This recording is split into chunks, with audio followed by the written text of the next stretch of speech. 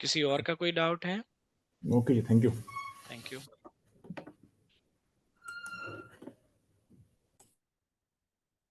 कोई और डाउट है किसी का? नहीं सर। चलो थैंक यू, स्टार्ट करते हैं। तो रिकॉर्डिंग के लिए मैंने आपको बताया है, लास्ट डे आपका पोर्टल क्रिएट हो गया है। मैंने देखा कुछ 14-15 students around added to that portal.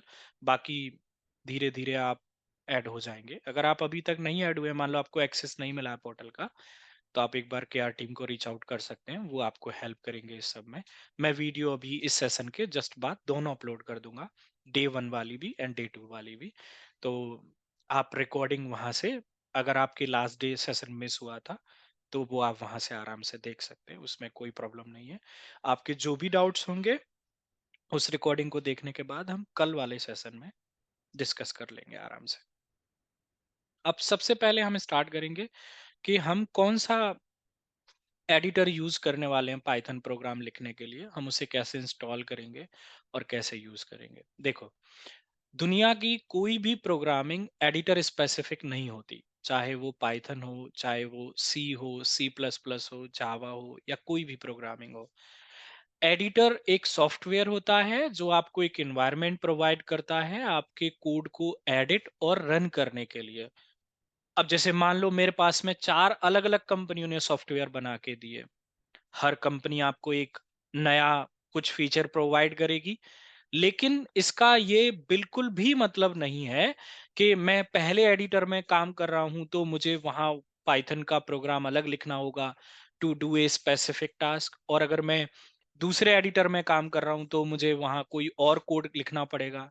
मतलब मान लो मैं अगर पाइचाम में हूं तो मुझे अलग कोड लिखना पड़ेगा एक फाइल रीड करने के लिए, या मैं एक विजुअल स्टूडियो में हूं तो मुझे अलग काम करना पड़ेगा, या जुपिटर में हूं तो एक अलग कोड लिखना पड़ेगा। ऐसा बिल्कुल भी नहीं है। आप किसी भी एडिटर पे काम करो, आपको सेम ही कोड लिखना है, ठीक है? तो programming and your program is not platform dependent. आप आज अगर जुपिटर नोटबुक पे कोड लिख रहे हैं, वही कोड को अगर आप कॉपी करेंगे तो वही सेम कोड आपका पाइचाम पे भी रन होगा, और वही आपका एक विजुअल स्टूडियो पे भी रन होगा। तो program is not editor dependent. इसलिए आप अपने माइंड में इस क्वेश्चन को निकाल दें कि मैं कौन से एडिटर पे काम करने वाला हूं, इससे मुझे फर्क नहीं पड़ता। मुझे नहीं फर्क पड़ता कि मैं कौन से एडिटर पे सीखने वाला हूँ, और इससे मुझे ये भी फर्क नहीं पड़ता कि आगे जाके कौन सा एडिटर। एडिटर सिर्फ एक सॉफ्टवेयर है जिसमें मुझे हार्डली 30 मिनट लगेगी उसको सीखने में कि वो कैसे काम करता है। वहां पे मेन्यू, जैसे यहाँ पे फाइल बनाने का क्या तरीका है, फाइल को रन करने का क्या तरीका है, वही सेम एक विजुअल स्टूडियो में क्या तरीका है, पाइचाम में क्या तरीका है, बस इतना सीखना है। प्रोग्रामिंग उसके अकॉर्डिंग आपको नहीं सीखनी, तो ये आपको कंफ्यूजन नहीं होना चाहिए, जस्ट फॉर दैट क्लियरिटी। अब देखो, विजुअल स्टूडियो अगर आप यूज कर रहे हैं तो विजुअल स्टूडियो में सबसे पहला ऑप्शन ये होता है कि आप वहां पाइथन फाइल पे भी काम कर पाते हैं और जुपिटर नोटबुक फाइल पे भी। अब जुपिटर नोटबुक क्या फाइल होती है ये मैं अभी आपको बताऊंगा। पाइचाम में आप सिर्फ पाइथन फाइल पे ही काम कर पाते हैं, और एक अलग से जुपिटर नोटबुक भी होता है हमारे पास जिस पे भी हम काम कर पाते हैं। तो आप इन तीनों में से कोई सा भी एडिटर प्रेफर कर सकते हैं। मैं इस टाइम पे जो एडिटर प्रेफर कर रहा हूं वो है जुपिटर नोटबुक। अब मैं क्यों ये प्रेफर कर रहा हूं ये मैं आपको बताता हूं। सबसे पहले तो जुपिटर नोटबुक बनाया गया उन लोगों के लिए जो डेटा साइंस, डेटा एनालिसिस वगैरह पे काम करते हैं। तो ये एक इस तरीके से डिजाइन किया गया है कि ये लार्ज अमाउंट ऑफ डेटा को इजीली हैंडल कर पाता है। लेकिन हम ऐसा नहीं कर रहे हैं, हम कोई डेटा एनालिसिस या डेटा साइंस नहीं पढ़ रहे हैं, तो फिर हम जुपिटर नोटबुक क्यों यूज कर रहे हैं? हमने पाइचाम क्यों नहीं यूज किया, या हमने पाइथन फाइल पे क्यों नहीं काम कर रहे? तो देखो, पाइथन फाइल पे जब हम कोड लिखते हैं, जैसे ये मान लो आपकी py फाइल है, तो जब आप पाइथन फाइल पे कोड लिखते हैं तो इसका आउटपुट दूसरे विंडो पे आता है जिसे हम सेल बोलते हैं। तो जब आप py फाइल को रन करोगे then output will be on a different window. अगर मैं आपको शेयर करता हूं तो मैं आपको सिर्फ py फाइल शेयर कर पाऊंगा, ये जो दूसरी विंडो पे क्या आउटपुट आया था ये मैं आपको शेयर नहीं कर पाऊंगा। जैसे मैं अगर आपको एक एग्जांपल से दिखाऊं, तो मान लो मेरे पास कोई भी एक पाइथन फाइल है। For an example let's see if I have any py file created.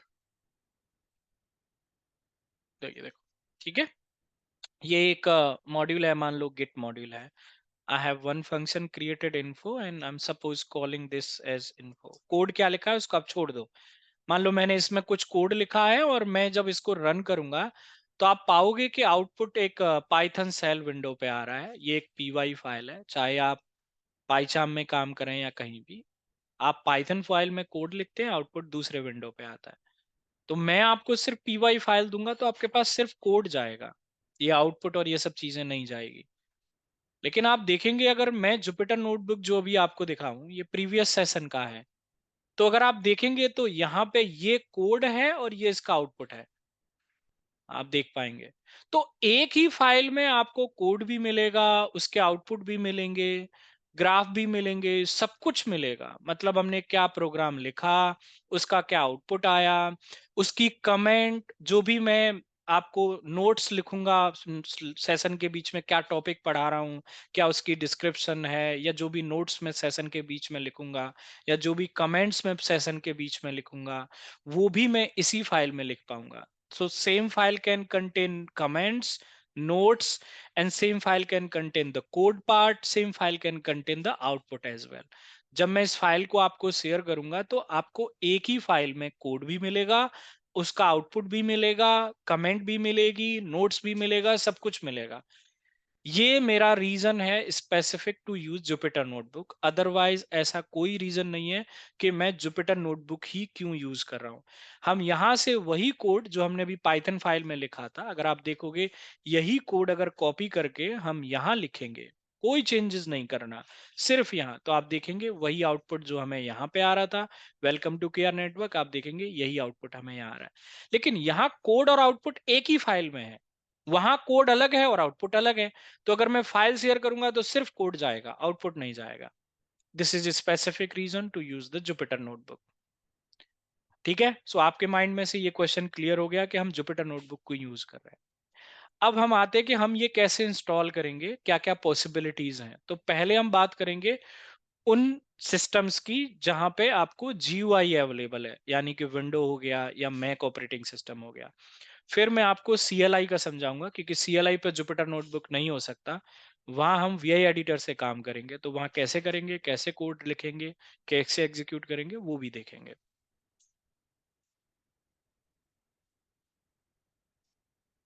तो जुपिटर नोटबुक डिस्ट्रीब्यूटर है, अ, एक एनाकोंडा डिस्ट्रीब्यूटर है, सॉरी, पाइथन का।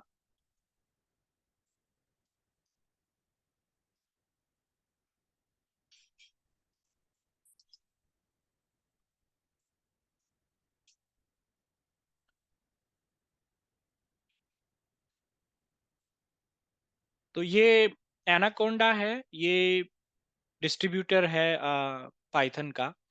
आप स्किप करेंगे रजिस्ट्रेशन को, आपको रजिस्ट्रेशन करने की कोई जरूरत नहीं है। Let me go back to one step and let me send this link to you.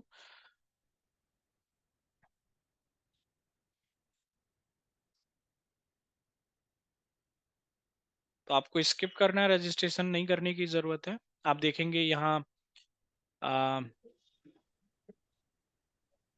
Window के लिए हम डाउनलोड कर सकते हैं, मैक के लिए डाउनलोड कर सकते हैं, लिनक्स के लिए डाउनलोड कर सकते हैं।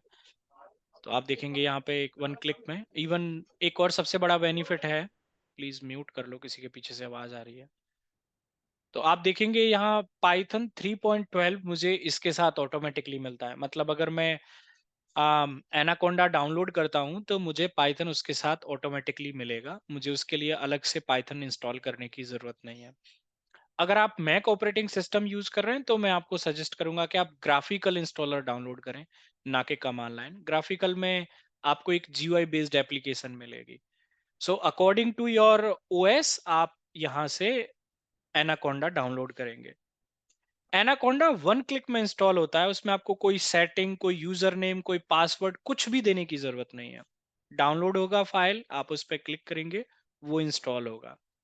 तो जब आपका एनाकोंडा इंस्टॉल हो जाएगा तो आपको एक एप्लीकेशन दिखेगी आपके ऑपरेटिंग सिस्टम पे, which will be anaconda navigator. जैसे बहुत सारी एप्लीकेशंस होती हैं, ऐसे ही आपको एनाकोंडा नेविगेटर देखने को मिलेगा। जब आप एनाकोंडा नेविगेटर एप्लीकेशन को ओपन करोगे तब फिर आपको ये विंडो दिखाई देगी। यहाँ आप देख सकते हैं बहुत सारे एडिटर्स हैं, यहाँ पे आपको पाईचार्म भी देखने को मिलेगा, स्पाइडर भी देखने को मिलेगा, हेलो सर, आप जुपिटर नोटबुक भी देखने को आवाज मिलेगा। ना डिस्ब्रेक हो रही है। मेरी आवाज सबके लिए ब्रेक हो रही है क्या? नहीं, We are तो good. We are getting clear. नहीं सेंड पे तो किसी का एक्चुअली अनम्यूट है तो इसलिए बैकग्राउंड आ रहा था। बैकग्राउंड भी आ रहा है, मुझे भी आ रहा है। चलो वापस आते हैं। तो अगर आपको वॉइस ब्रेक हो रही, हो सकता है आपकी तरफ से नेटवर्क इश्यू, एक बार रीजॉइन कर सकते हैं आप इसके लिए, ठीक है। तो आप जुपिटर नोटबुक से हमें रिलेशन है, बाकी के एडिटर्स हमें नहीं यूज करने हैं। और आप देखोगे यहाँ पे क्या लिखा हुआ है, web based interactive computing network environment. Web based का मतलब है ये एक वेब ब्राउजर में रन होता है। Edit and run human readable docs while describing the data analysis. So this Jupiter notebook is going to execute in your web browser. अब चाहे वो आप क्रोम यूज कर रहे हैं या फायरफॉक्स या फिर एज या सफारी, कोई भी एक ब्राउजर में हम इसको ओपन कर सकते हैं। And it doesn't require any network connection, क्योंकि आप देखेंगे ये लोकल होस्ट पर रन हो रहा है प्लीज, ठीक है। तो हमें इसके लिए कोई नेटवर्क कनेक्शन की जरूरत नहीं है। तो जैसे ही मैं यहाँ से लॉन्च करूंगा जुपिटर नोटबुक को, ये मेरे डिफॉल्ट ब्राउजर में जाके होम पेज ओपन करेगा। और इस होम पेज में अगर आप देखेंगे तो राइट साइड में टॉप पे हमें ये एक न्यू का ऑप्शन दिखाई देता है। यहाँ न्यू पे जब आप क्लिक करोगे तो यहाँ आपको एक पाइथन 3 का ऑप्शन दिखाई देता है। जब आप इस पाइथन 3 पे क्लिक करेंगे तब एक जुपिटर नोटबुक फाइल क्रिएट होती है। इसे हम जुपिटर नोटबुक फाइल बोलते हैं। और जुपिटर नोटबुक फाइल की जो एक्सटेंशन होती है अगर आप देखेंगे तो ये IPYNB फाइल होती है। जैसे पाइथन फाइल की एक्सटेंशन .py होती है, ऐसे ही जुपिटर नोटबुक फाइल की एक्सटेंशन IPYNB होती है। ये py फाइल नहीं, इसीलिए इसको पाइथन फाइल ना बोल के हम जुपिटर नोटबुक फाइल बोलते हैं। इसे हम लोग सेल बोलते हैं जुपिटर नोटबुक की भाषा में। और यहाँ जो भी कोड हम लिखेंगे उस कोड को रन करने के लिए एक शॉर्टकट होता है, and the shortcut is shift plus enter. ये जो हैज है ये कमेंट करने के लिए यूज होता है, यानी कि ये वाला कोड आपका एग्जीक्यूट नहीं होगा, क्योंकि ये कोड नहीं है, ये कमेंट है। जैसा मैंने बताया कि शिफ्ट प्लस एंटर से हम इस सेल को रन कर सकते हैं। तो मैंने इसको रन किया और आप देख सकते हैं यहाँ पे आउटपुट आया। इस तरीके से हम, फर्स्ट पॉसिबिलिटी है कि हम एनाकोंडा डाउनलोड करें और वहां से हम लॉन्च करें जुपिटर नोटबुक को। ये सबसे पहली पॉसिबिलिटी है। अब सेकंड पॉसिबिलिटी में, भाई मान लो मैं एक ऑफिस का लैपटॉप यूज कर रहा हूं और कई बार आप देखते हैं कि हमें ऑफिसेज अलाउड नहीं करती हैं कोई एक थर्ड पार्टी एप्लीकेशन जो रिलेटेड नहीं है, मेरे प्रोजेक्ट से रिलेटेड नहीं है, ऐसा कोई भी एप्लीकेशन मैं डाउनलोड नहीं कर सकता लैपटॉप पे। तो फिर आप अगर नहीं डाउनलोड कर पा रहे हैं तो एक गूगल कोलैब करके ये गूगल आपको डिफॉल्ट वेब सर्वर पे आपको जुपिटर नोटबुक प्रोवाइड करता है। और इसके लिए आपको कोई भी डाउनलोडिंग या इंस्टॉलेशन की जरूरत नहीं है। आप सीधा गूगल पे सर्च करें गूगल कोलैब, जो भी पहला लिंक आएगा आप उस पर क्लिक करेंगे। लेकिन आप अपनी जीमेल आईडी से लॉगिन होने चाहिए उसके लिए, ठीक है। अगर आप जीमेल आईडी से लॉगिन नहीं होगे तो फिर आपको वो जीमेल से लॉगिन करने के लिए बोल सकता है। तो आपको ये फर्स्ट पेज दिखाई देगा, आप देखोगे मैं यहाँ लॉग्ड इन हूँ। यहाँ फाइल में आप जाओगे तो एक न्यू नोटबुक बनाने के लिए बोल रहा है। ओपन का मतलब है कि कोई एक नोटबुक बनी हुई है, हम उसको ओपन करने की बात कर रहे हैं। और अपलोड का मतलब है कि एक लोकल पे कोई नोटबुक रखी हुई है, जैसे मान लो मैंने आपको शेयर की, आप उसको ओपन करना चाहते हैं तो आप एक अपलोड कर सकते हैं लोकल सिस्टम से। So when you will click on upload, it will give you some option to browse either from your local और आइदर फ्रॉम गूगल ड्राइव और फ्रॉम गिटहब, कहाँ से आपको फाइल चाहिए ब्राउज में। मैं अगर करूंगा तो मैं लोकल से सेलेक्ट कर सकता हूँ एंड अपलोड कर सकता हूँ, उसको यूज कर सकता हूँ। तो हम नई नोटबुक बनाएंगे। ये सेम जुपिटर नोटबुक फाइल है जो अभी मैंने आपको लोकल सिस्टम पे दिखाई, इसमें और उसमें कोई चेंजेस नहीं है। बस फर्क इतना है कि वो मेरे लोकल सिस्टम पे रन हो रही है और ये गूगल पे रन हो रही है, बस इतना फर्क है। बाकी का और कोई डिफरेंस नहीं है। आप देखेंगे ये भी एक IPYNB जुपिटर नोटबुक फाइल है। और यहाँ भी सेम कमांड्स रहेंगी, रन करने का वही शॉर्टकट है शिफ्ट प्लस एंटर, उसमें कोई चेंजेस नहीं है। मैं जैसे शिफ्ट प्लस एंटर करूंगा ये नेटवर्क कनेक्शन के अकॉर्डिंग कुछ कपल ऑफ सेकंड्स ले सकता है आउटपुट देने में, क्योंकि ऑब्वियसली ये कमांड जाएगी और सबमिट होगी, एग्जीक्यूट होगी, फिर रेस्पॉन्स वापस आएगा. So it may take some couple of second, and first time में थोड़ा ज्यादा टाइम लेता है because it was connecting to the server. Now it is connected to the Python server, you can see, and I am getting hello. But second time जब मैं run करूंगा तो will not take that much time जितना इसने first time लिया था. तो हम अगर नहीं डाउनलोड कर पा रहे हैं एनाकोंडा, तो हम गूगल पे जाके भी कोड लिख सकते हैं, प्रैक्टिस कर सकते हैं. इस फाइल को आप ड्राइव पे जाके सेव कर सकते हो, आप इसे गिटहब पे जाके सेव कर सकते हो, या फिर आप इसे अपने लोकल सिस्टम पे भी डाउनलोड करके रख सकते हो, इस जुपिटर नोटबुक फाइल को जो आप गूगल पे बना रहे हो. तो ये दो ऑप्शन है. अभी मैं CLI बेस्ड आऊंगा. ये दो ऑप्शन है जहां आप जुपिटर नोटबुक पे प्रैक्टिस कर सकते हैं. कोई क्वेश्चन, कोई डाउट है अभी किसी का? तो जो जुपिटर पे हम प्रोग्राम लिखेंगे वो ऑटो सेव होंगे, ऑटोमेटिकली सेव होता है. वैसे बट आप यहाँ पे देखेंगे सेव नहीं फाइल होंगे. का नाम है ये अनटाइटल्ड 42 करके आ रहा है, तो आप जस्ट इसे रीनेम कर सकते हैं यहाँ से. जैसे यहाँ पे आप देखेंगे तो यहाँ पे भी इसका अनटाइटल्ड 36 आ रहा है, तो I can give it a name like Python class 1 something like that. I can give a name and will save, rename this file, will be automatically saved. कहाँ बट जाके कोलेट सेव पे होगी वो आप यहाँ पे लोकेशन देख सकते हैं. जैसे आप देखेंगे तो ये कहाँ जाके सेव होगी वो आप लोकेशन देख पाएंगे, जुपिटर की default location. But by Google जो आपने बताया उसमें ऑटोमेटिक सेव नहीं हुआ, नहीं हमें पाथ रहेगा. देना पड़ेगा, सेव देना करना पड़ेगा, राइट? हाँ. हाँ, तो आप जैसे ये लॉगिन करेंगे ना गूगल से, जीमेल से, तो वो ऑटोमेटिकली आपकी ड्राइव में जाके सेव हो जाएगी. अच्छा, ड्राइव में जाके सेव हो जाएगा सेव हो ऑटोमेटिकली. जाएगा ऑटोमेटिकली. निशान, मेरा क्वेश्चन है, इस फाइल का एक्सटेंशन अगर हम चेंज करके py लिख दे तो वो तो एक्सेप्ट नहीं काम करेगा करेगी, कि नहीं करेगा, नहीं करेगा. जुपिटर नोटबुक फाइल अलग होती है और पाइथन फाइल अलग होती है. मैं आपको पाइथन फाइल दिखाऊंगा अभी. नहीं, डॉट py होता है उसका एक्सटेंशन, बट अगर मान लीजिए कि मैंने जुपिटर नोटबुक पे कोई काम किया, hmm. Now I need to execute in specific Python environment, तो मुझे py फाइल ही चाहिए. तो चाहिए उसके लिए फिर मुझे क्या कॉपी पेस्ट करना पड़ेगा? कॉपी पेस्ट इट्स अ करना पड़ेगा, शॉर्टकट है. बिल्कुल. ओके. क्योंकि ये बैकएंड में जुपिटर नोटबुक फाइल को अगर आप डेटा देखोगे, it will maintain the data in JSON format actually. So if you will convert this file into Python file, the data will be in JSON way and will not be in executable, even will not be in readable format. So there is a option, even we have to download this file as py, but if I will download this file as py file, this is not going to work because the data will be in JSON format. तो वो मुझे ना समझ में आएगा और ना ही मैं उसे एग्जीक्यूट कर पाऊंगा. तो इसलिए द बेस्ट वे इज कि So हम it's copy good paste for करें. practice, you can या say. Obviously the Okay. good for sharing the data means the program and the output and needs with you. Just the reason I am using Jupyter Notebook. मैं अपने यहाँ भी Jupyter Notebook पे का नहीं काम करता. ऑटोमेशन में मैं अपने यहाँ पाइथन फाइल पे काम करता हूँ, और लेकिन जब मैं डेटा साइंस में काम करता हूँ तो फिर मैं Jupyter Notebook पे काम करता हूँ. तो मैं दोनों पाइथन फाइल और Jupyter दोनों यूज करता हूँ. जो ऑफिस में लिखा वो कौन सा होता है? ऑफिस में विजुअल स्टूडियो यूज होता है. पाइथन फाइल पे भी बहुत सारे लोग काम करते हैं. डिपेंड करता है आपको क्या एनवायरनमेंट मिला हुआ है. अब जैसे मेरा डेव में मुझे जुपिटर विजुअल स्टूडियो का एक्सेस है, लेकिन अगर मैं बात करूं आईटी में, मेरे पास में विजुअल स्टूडियो नहीं है, वहां फिर CLI चला जाता है पूरा का पूरा. तो फिर मुझे एक पुटी से कनेक्ट करके फाइल को एक्सेस करके तब फिर मैं एडिट और रन करता हूं उसको, अगर आईटी में मुझे कोई डायरेक्ट चेंजेस करने हैं कभी. ठीक है. तो ये टोटली डिपेंड करता है सर, आपको क्या मिला हुआ है आपके ऑफिस में एडिटर, आप उसी पे काम करते हैं. ये विजुअल स्टूडियो है. विजुअल स्टूडियो में हम यहाँ से एक्सटेंशन ऐड कर सकते हैं.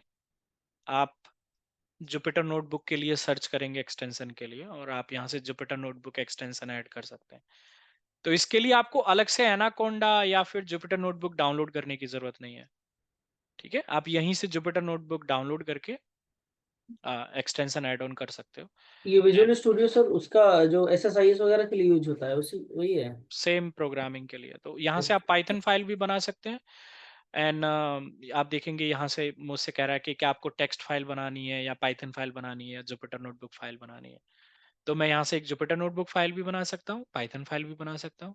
आप देखेंगे मैंने Jupyter notebook file, extension same है, और आप देखेंगे वही सेल है, वही कोड लिखेंगे, वही शॉर्टकट रहेगा। मतलब आप देख रहे हैं जुपिटर नोटबुक के अलग अलग एक्सेस करने के सिर्फ तरीके हैं। बाकी का आप देखो, मैंने कहीं कोड में कोई चेंजेस लिखा नहीं ना। अगर ये तो एक सिंपल प्रिंट है, अगर मैं एक बहुत बड़ा कोड भी लिखता तो भी मुझे उसमें कोई चेंजेस नहीं करने पड़ते। So it just about the software, not about the Python programme, it neither related to anything to the Python program. अब मैं आपको लेके चलता हूं, अगर आप प्योरली टर्मिनल पे काम कर रहे हैं, आपके पास कोई भी एडिटर का एक्सेस नहीं है, तो अगर मेरे पास में GUI नहीं है तो ऑब्वियसली कोई एडिटर नहीं। फिर मैं एक PY फाइल पे काम करूंगा, फिर मैं एक जुपिटर नोटबुक फाइल पे काम नहीं करूंगा। मुझे जहां भी फाइल क्रिएट करनी है, या तो मैं फाइल बनाते टाइम लोकेशन दे सकता हूँ, या पहले मैं लोकेशन पे मूव करके फिर फाइल बना सकता हूँ। तो मैं एक सर लोकेशन मैं पे पूछा था इंस्टॉलेशन वगैरह कब सिखाऊंगा, इंस्टॉलेशन कब करना है, कैसे करना है, आइडिया नहीं है ना। कौन सा इंस्टॉलेशन? पाइथन जुपिटर ये सब पता नहीं अभी ना, तो कैसे दिखाया करेंगे मैंने, इसको। अभी तो दिखाया आपको, कहाँ से डाउनलोड नहीं मैं करना है। थोड़ा लिंक 10-20 पे हुआ था जॉइन। क्या कह रहे हो सर? मैं 10-20 पे जॉइन हुआ था, तो उसके से मुझे देख नहीं पाया। चलो कोई नहीं, रिकॉर्डिंग में देखो। एक लिंक मैंने भेजा हुआ है चैट में, अगर आपको दिख रहा हो तो। इस लिंक पे जब आप क्लिक करोगे तो यहाँ से आप एनाकोंडा डाउनलोड कर पाओगे। इसमें इंस्टॉलेशन के लिए आपको कोई यूजर नेम पासवर्ड कुछ नहीं देना। आप जैसे ही क्लिक करोगे वो 1 क्लिक में इंस्टॉल हो जाएगा। ठीक है, चैट पे कोई लिंक नहीं दिख रही है। मैं दोबारा से पेस्ट कर देता हूँ, आपने हो सकता है बाद में ज्वाइन किया होगा। विनय मैं बता दूंगा। ठीक है, ठीक हो गया। ठीक है, so I have one directory here.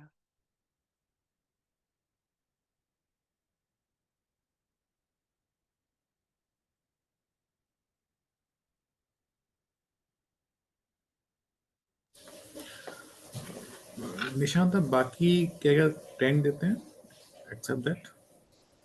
Data science, machine learning, and Python. and Python. Okay, so ये इसे छोड़ दो आप, मुझे फाइल कहाँ बनानी थी, मैं बेसिकली उस लोकेशन पे गया हूँ। पहले तो मैं वी एडिटर से फाइल क्रिएट कर रहा हूँ। कोई भी नाम रख लेते हैं फाइल का, python class1.py. we will create one py file, edit mode में, the code will be same, nothing will change. Welcome to KR team. Save करेंगे, एग्जिट करेंगे। अब देखो रन करने के लिए मैंने आपको बताया था, अगर नहीं भी बताया तो पुरानी मशीन पे अगर आप देखेंगे तो, मतलब पुराना मतलब रेल 7 की अगर मैं बात करूं या 7.5 तक की बात करूं, तो वहां आपको पाइथन 2 देखने को मिलता है। और लास्ट सेशन में मैंने आपको बताया था कि पाइथन 2 में और 3 में कंपैटिबिलिटी नहीं है। पाइथन 2 का सिंटेक्स अलग होता है, पाइथन 3 का सिंटेक्स अलग होता है। तो जब आप सिर्फ पाइथन कमांड लिखते हैं तो वो पाइथन 2 को पॉइंट आउट करता है। तो अगर वहां पाइथन 2 होगा तो वो आपको एरर नहीं देगा, मतलब फिर वो आपके पाइथन प्रोग्राम को पाइथन 2 के थ्रू रन कर रहा है, तो फिर आपको प्रोग्राम में एरर आएगी। लेकिन अगर वहां पाइथन 2 इंस्टॉल्ड ही नहीं है, जैसे मान लो अभी हम नई वर्जन्स की बात करें, अगर वहां पाइथन 2 है ही नहीं, पाइथन 3 है, तो पाइथन कमांड फिर वहां आपको एरर देगी, फिर पाइथन कमांड नहीं काम करती। फिर हम यूज करते हैं पाइथन 3 कमांड। पाइथन 3 यहाँ स्पेसिफाई करता है पाइथन 3 को, जो भी आपका पाइथन 3 का वर्जन है। अब अगर मान लो पाइथन 3 के आपने 2 वर्जन इंस्टॉल किए हुए हैं एक ही सिस्टम पे, पाइथन 3.6 और 3.9 मान लो आपके पास दो हैं, तो अब आप कैसे जस्टिफाई करोगे कि आप किसके थ्रू रन कर रहे हो, पाइथन 3.6 के थ्रू या 3.9 के थ्रू? तो अगर आप 3.6 ऐसे जस्टिफाई करते हैं तो वो पाइथन 3.6 हुआ, और अगर आप 3.9 लिखते हैं तो फिर वो पाइथन 3.9 हुआ। लेकिन अगर दो नहीं है, सिर्फ एक ही है, तो आपको पाइथन 3.6 या 3.9 नहीं, सिर्फ पाइथन 3 लिखने की जरूरत है। एंड देन फाइल का नाम, एंड हम रन करेंगे एंड हमें आउटपुट मिलेगा। तो पाइथन 3 कमांड हम यूज करते हैं लिनक्स पे और उबंटू पे, जिस भी आप ओएस पे काम कर रहे हैं। विंडो ऑपरेटिंग सिस्टम पे हम सिर्फ पाइथन कमांड लिखते हैं। अगर मैं विंडो में कमांड प्रॉम्प्ट से रन कर रहा हूं इसी फाइल को, पाइथन फाइल को, आप एक CMD से पाइथन इंस्टॉल करने के बाद अपने सिस्टम पे वहां से भी रन कर सकते हैं। तो अगर मैं वहां से रन कर रहा हूं तो मैं सिर्फ पाइथन कमांड लिखूंगा। विंडोज में पाइथन कमांड यूज होती है और लिनक्स में पाइथन 3 कमांड यूज होती है। ये आप याद रखेंगे बस। जब हम रन करेंगे तो आउटपुट आएगा। एक चीज और हम यूज करते हैं विच इज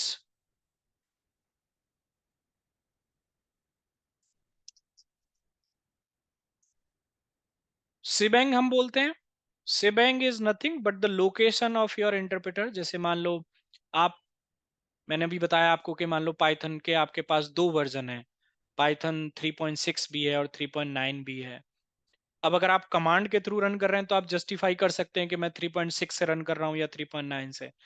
लेकिन मैं अगर अपनी फाइल को डॉट स्लैश से एग्जीक्यूट कर रहा हूं एक पैकेज की तरह, तो फिर मैं कैसे जस्टिफाई करूंगा?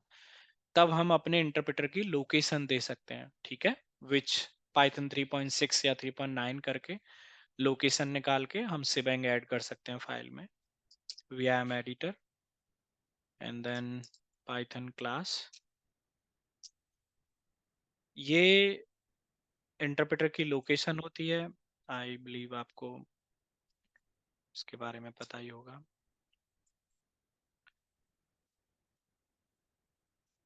सेव करते हैं, वापस आते हैं, फाइल को एग्जीक्यूशन की परमिशन देते हैं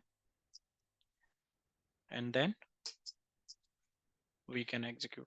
अब ये उस पाइथन के वर्जन के थ्रू एग्जीक्यूट होगी जो भी वर्जन आपने सिबेंग में ऐड किया होगा, चाहे अब वो पाइथन 3 है या 3.6 है या 3.9 है।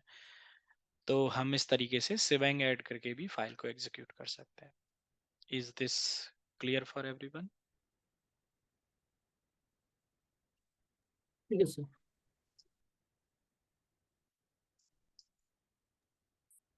तो इसका मतलब ये हुआ ना कि अगर हमारे सिस्टम में मल्टीपल पाइथन वर्जन है then we can add the Shibang for that particular version. I mean, Obviously, from which version we want to run the we command, want right? to run this, yes. Okay. Since we are getting such type of error, they are saying like this is not working for this version. So for that we can add the Shibang and it should सिबेंग work.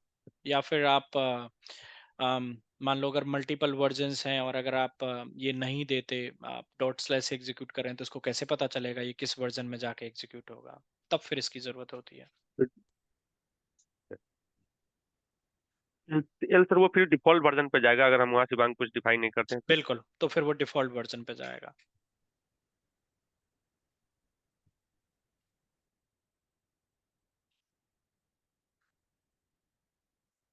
अगर आपको installation से related कोई भी issue आता है, आप try करो। हमारे पास अभी कल का दिन है, हम कल फिर दोबारा से डिस्कस कर सकते हैं इस इंस्टॉलेशन से रिलेटेड, ठीक है?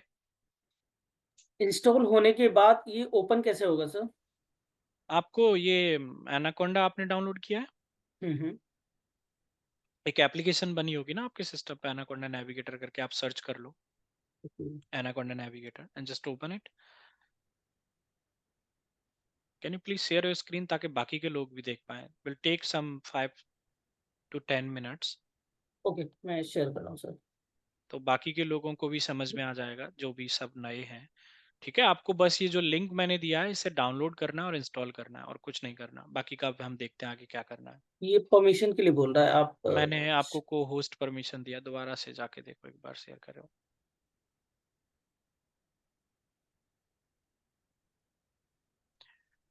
You have shared your screen.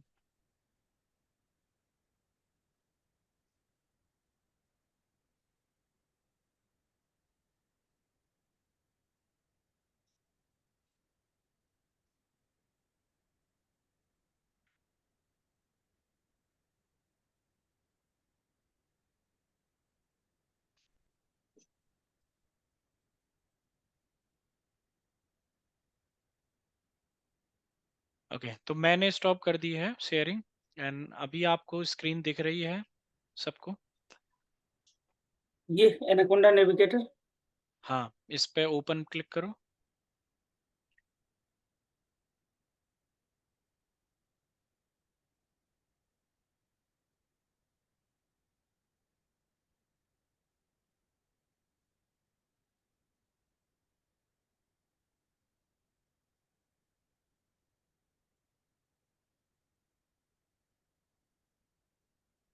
लेता है। फर्स्ट टाइम थोड़ा सा। हम्म।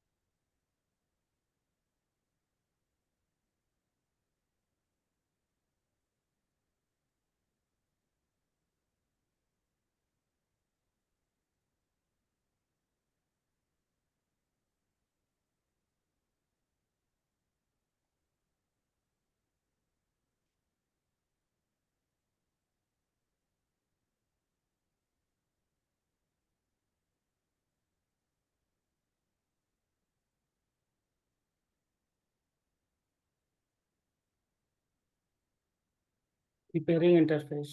या थोड़ा सा टाइम लगेगा। हो गया ओपन। ठीक है, उसको क्लोज कर दो आप। साइन इन हमें करने की जरूरत नहीं है। थोड़ा सा डाउन करो।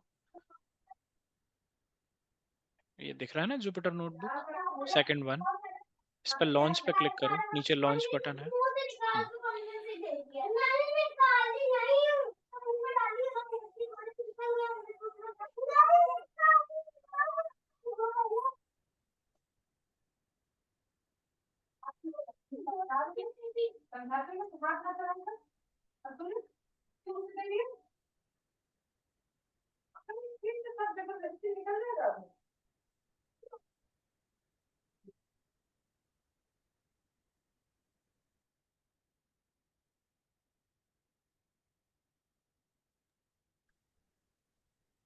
वर्क करना क्लिक इस पे।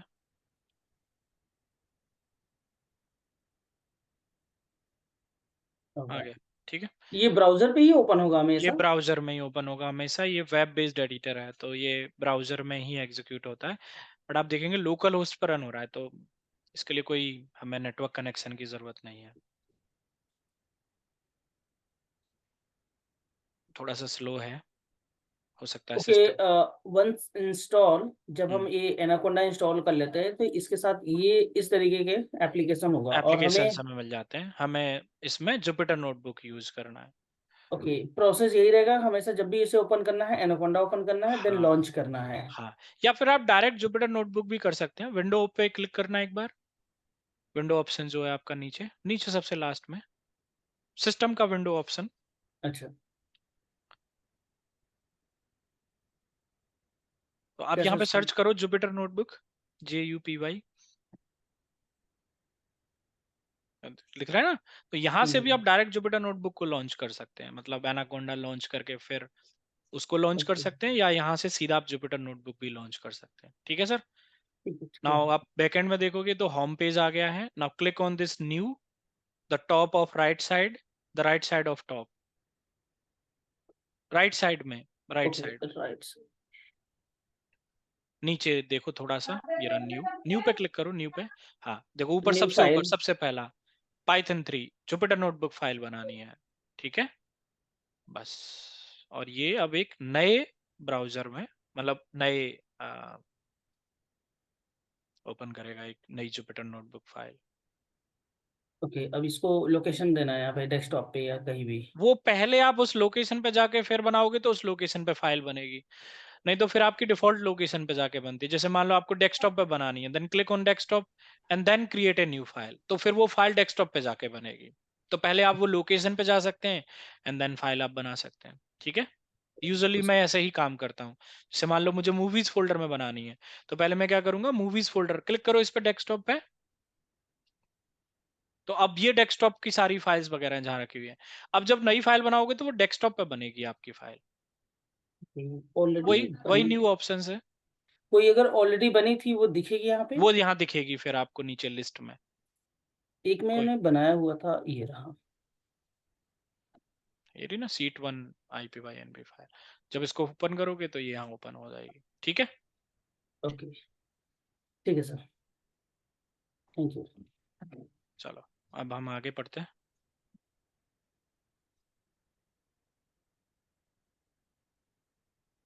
And these are called like cell. Yep. Cell ये जो ओपन हो रहे हैं इसको बोलते हैं या फिर इस पूरे विंडो को ही बोलते हैं सेल? पूरे विंडो को नहीं, एक पर्टिकुलर जिसमें हम कोड लिखते हैं Okay. उसे हम जुपिटर Cell. नोटबुक सेल बोलते हैं। ठीक है। धीरे धीरे Shortcut और भी शॉर्टकट वगैरह मैं आपको बताऊंगा, कोई वो ऐसा कोई इशू नहीं है। बहुत सारे ठीक है। शॉर्टकट जो हम यूज करते हैं to make it more easier for using in daily life, तो हम वो देखते रहेंगे धीरे धीरे। ओके Shortcut तो sir? हाँ, मैंने वैसे भी हटा दिया है। I think my screen is visible to everyone now, Yes. Please. yes sir. Okay चलो, तो इंस्टॉलेशन कंप्लीट है। अब हम पाइथन का बेसिक्स से स्टार्ट करते हैं। तो हिस्ट्री वर्जन से हम बता चुके हैं। मैंने आपको बताया था कि इस सेशन के लिए कोई भी प्री रिक्विजिट नहीं है, मतलब अगर आपने अभी तक कोई भी प्रोग्रामिंग नहीं पढ़ी तब भी आप पाइथन पढ़ सकते हैं। मुझे बस एक सेकंड दो प्लीज।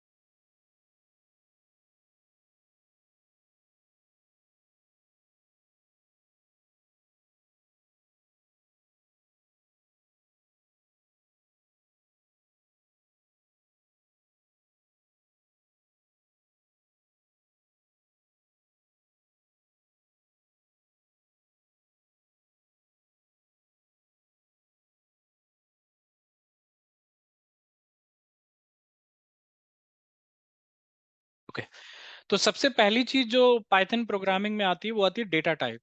आपको याद होगा लास्ट सेशन में हमने एक टॉपिक पढ़ा था पाइथन के फीचर्स में, that the Python is a dynamic programming, जिसमें मैंने आपको बताया था कि ऑल्दो पाइथन में हमारे पास डेटा टाइप्स होते हैं बट हम कभी भी किसी भी वेरिएबल को डिक्लेयर करते टाइम डेटा टाइप नहीं स्पेसिफाई करते, और इसीलिए हम पाइथन को डायनेमिक प्रोग्रामिंग बोलते हैं। तो पाइथन में कौन कौन से डेटा टाइप्स होते हैं मैंने आपको वहीं बताया था कि based on provided value Python automatically उसको टाइप प्रोवाइड करता है। यानी कि जैसी वैल्यू मैं असाइन करूंगा एक वेरिएबल को वैसा ही उसको टाइप मिलेगा। तो कौन सी वैल्यू में क्या टाइप मिलेगा, कितने टाइप्स होते हैं, ये हमें देखना है। तो सबसे पहला टॉपिक आता है data types. There are two types of data types we have in Python. The first one is the fundamental data type and the second one is compound. The second type is the compound data type which contain list, tuple, dictionary. ये बहुत बड़ा topic है, तो हम next weekend इसको पढ़ेंगे, कल भी नहीं पढ़ पाएंगे। तब हम पढ़ेंगे list data type, tuple data type, dictionary data type. ये बहुत बड़े बड़े टॉपिक हैं, एक पूरा सेशन ही लिस्ट डेटा टाइप में लगेगा हमें, क्योंकि लिस्ट के बहुत सारे ऑपरेशन हमें पढ़ने हैं। तो आज हम कंपाउंड डेटा टाइप नहीं, आज हम सिर्फ फंडामेंटल डेटा टाइप्स पढ़ेंगे। So there are two types of data types. First one is the fundamental and second one is compound. Compound हम आज नहीं पढ़ रहे हैं।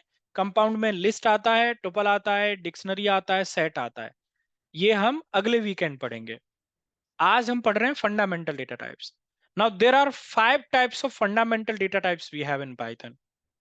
The first one is integer, the second one is float, the third one is boolean, we call it as bool, the fourth one is string, in Python we call it as str, and the fifth one is complex. These are 5 fundamental data types we have in Python.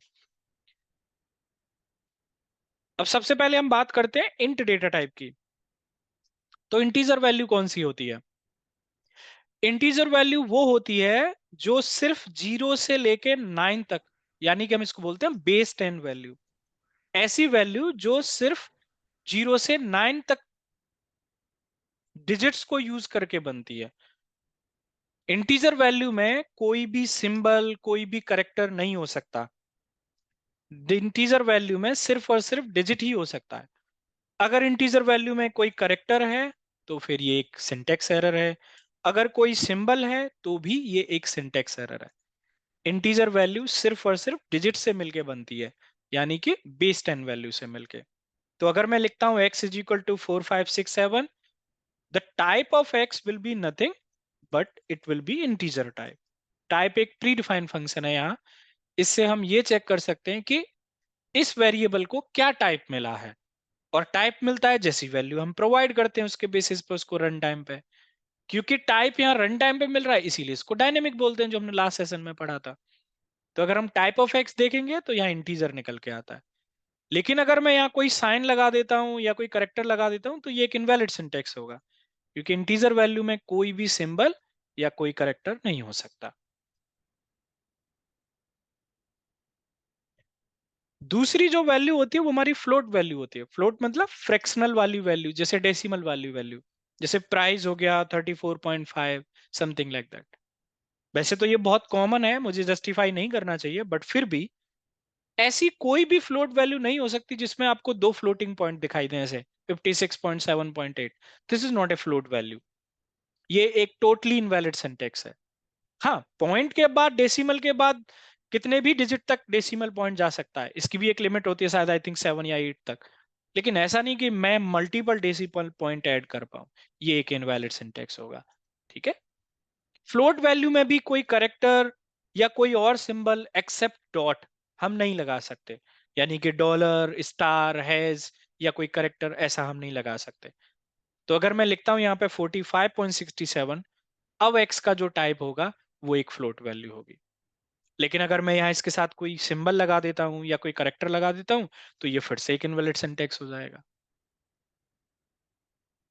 तो ये integer value होती है और ये float value होती है, ये हम जानते हैं कॉमनली। बूलियन वैल्यूज दो होती हैं हर प्रोग्रामिंग में, या तो ट्रू या फॉल्स। बूलियन वैल्यू तब यूज होती है जब आप एक डिसीजन लेते हैं, यानी कि कोई कंडीशन लगाते हैं। आप चेक कर रहे हैं कि अगर ये फाइल एग्जिस्ट करती है तो फिर आप ये काम करो, अगर फाइल एग्जिस्ट नहीं करती तो ये काम मत करो। आप चेक कर रहे हैं कि अगर ये फाइल का साइज इससे छोटा है तो फ्री एक्शन परफॉर्म करो या मत करो, समथिंग लाइक दैट। कोई भी किसी भी तरीके का डिसीजन हो सकता है। या यूजर नेम इसके इक्वल है तो फिर लॉग इन करो, otherwise log in fail message print करो। तो जब भी हम कोई डिसीजन लेते हैं यानी कि कोई कंडीशन लगाते हैं, उसमें हमेशा दो ही पॉसिबिलिटी होती है, या तो कंडीशन सही होगी या कंडीशन गलत होगी। अगर कंडीशन सही होगी then the boolean value will true will return, और अगर कंडीशन गलत होगी तो boolean value false will return. तो हमारे पास में दो बूलियन वैल्यू होती है, एक होती है हमारे पास में ट्रू और एक होती है हमारे पास में फॉल्स। अब यहां एक पॉइंट और मैं आपको जस्टिफाई करता हूं। पाइथन एक केस सेंसिटिव प्रोग्रामिंग है। केस सेंसिटिव का मतलब होता है जो कैपिटल में है वो कैपिटल में रहेगा, जो स्मॉल में है वो स्मॉल में रहेगा। The true will be always capital in case of true. If I will write like t as small, then this is not going to be correct. This is going to be error.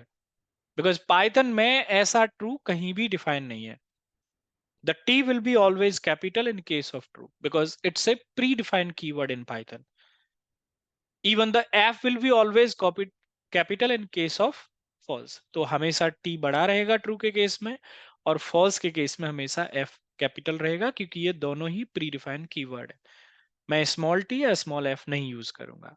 Case sensitive का मतलब है जो capital है वो capital है, जो small है वो स्मॉल है, हमें उसका ध्यान रखना है। ट्रू की इनिशियल वैल्यू 1 होती है और फॉल्स की इनिशियल वैल्यू 0 होती है। अब क्वेश्चन आता है कि इनिशियल वैल्यू 1 और 0 से क्या मतलब है। एक सेकेंड रुको।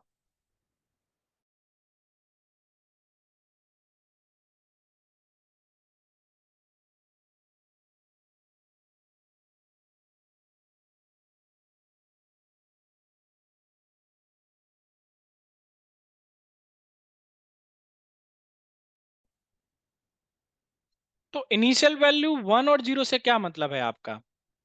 क्या मैं अगर x ऑफ 0 लिखता हूं तो ये फिर बूलियन वैल्यू रहेगी, या x ऑफ 1 लिखता हूं तो वो बूलियन वैल्यू रहेगी। नहीं, इनिशियल वैल्यू का तब यूज होता है जब आप कोई भी मैथमेटिकल ऑपरेशन परफॉर्म करते हैं बूलियन वैल्यूज का यूज करके।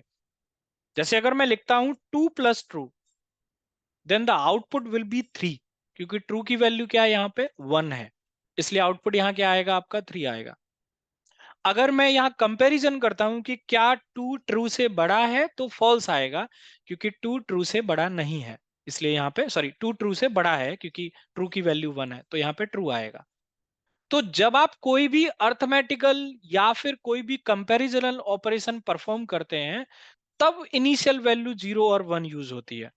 अदरवाइज हम उसको ट्रू और फॉल्स से रिप्रेजेंट करते हैं, ना कि 0 और 1 से रिप्रेजेंट करते हैं। अगर मैं x = 1 लिखता हूं, इसका बिल्कुल भी मतलब बूलियन नहीं है। अगर मैं x of 0 लिखता हूं, इसका बिल्कुल भी मतलब बूलियन नहीं है। लेकिन अगर मैं 2 + ट्रू या 2 + फॉल्स या 2 × ट्रू या 2 × फॉल्स समथिंग लाइक दैट, अगर कोई भी अर्थमेटिक ऑपरेशन या कंपैरिजन ऑपरेटर करता हूं, तब फिर इनिशियल वैल्यू 0 और 1 यूज होती है। यहां इनिशियल वैल्यू का यूज होता है। इन तीनों डेटा टाइप्स को हम नंबर डेटा टाइप की कैटेगरी में रखते हैं। तो आप देखेंगे कि बूलियन टू इंटीजर ऑपरेशन किया जा सकता है, बूलियन टू फ्लोट ऑपरेशन किया जा सकता है, और कंपैरिजन भी किया जा सकता है। तो ये तीनों डेटा टाइप आपके नंबर डेटा टाइप्स में आते हैं। आई बिलीव अभी तक आपको समझ में आ रहा होगा, बट फिर भी कोई डाउट है आप में से किसी का? निशांत, यहाँ पे जो हमने लिखा है ट्रू इज ग्रेटर देन 1, हम्म। तो ये हम वैल्यू पास करेंगे तो ही हमारा ये कंडीशन मैच करेगा, राइट? तो हम 1 की जगह कुछ भी रख सकते हैं नहीं नहीं ऊपर, नहीं या नहीं फिर नहीं ये नहीं वैल्यू नहीं। फिक्स होती है? ये वैल्यू मैंने असाइन नहीं की है इसको। इट्स जस्ट कि भाई ट्रू का 1 है या फॉल्स का 0 है, मैंने बताया है, ये नोट पॉइंट है। ओके। मैंने दी नहीं है ट्रू को वैल्यू, ट्रू के पास पहले से ही वैल्यू है 1। Okay, so it's predefined value. It's True means predefined 1 value. and false False means means 0. 0. So whenever you will do any arithmetical operation, the initial value 1 will be used. ठीक है? Now coming to string data type, string values जैसे कि नाम हो गया किसी का, जिसे हम कोटेशन मार्क्स में रखते हैं। तो पाइथन में एक और चीज आप देखेंगे कि पाइथन में हमारे पास कोई कैर डेटा टाइप नहीं होता, हमारे पास स्ट्रिंग डेटा टाइप भी होता है। एक सिंगल कैरेक्टर को भी हम स्ट्रिंग ही लेके चलते हैं, मल्टीपल कैरेक्टर को भी स्ट्रिंग लेके चलते हैं, एंड मल्टीपल वर्ड को भी स्ट्रिंग ही लेके चलते हैं। और निशांत, हम्म। जो आपको 40 लाइन पे जो ट्रू ग्रेटर देन ट्रू है, इसका जो आउटपुट 3 आया, नहीं नहीं नहीं, वो रन नहीं किया, अभी आउटपुट आएगा। वो उसका आउटपुट नहीं ओके था, वो पुराने वाले का आउटपुट था। Okay okay okay done. तो अमित स्पेस कुमार अगर हम लिखेंगे तब भी स्ट्रिंग आएगा। अगर मैं इसमें करेक्टर्स, डिजिट्स, सिंबल्स कुछ भी रखता हूं तब भी टाइप स्ट्रिंग ही आएगा।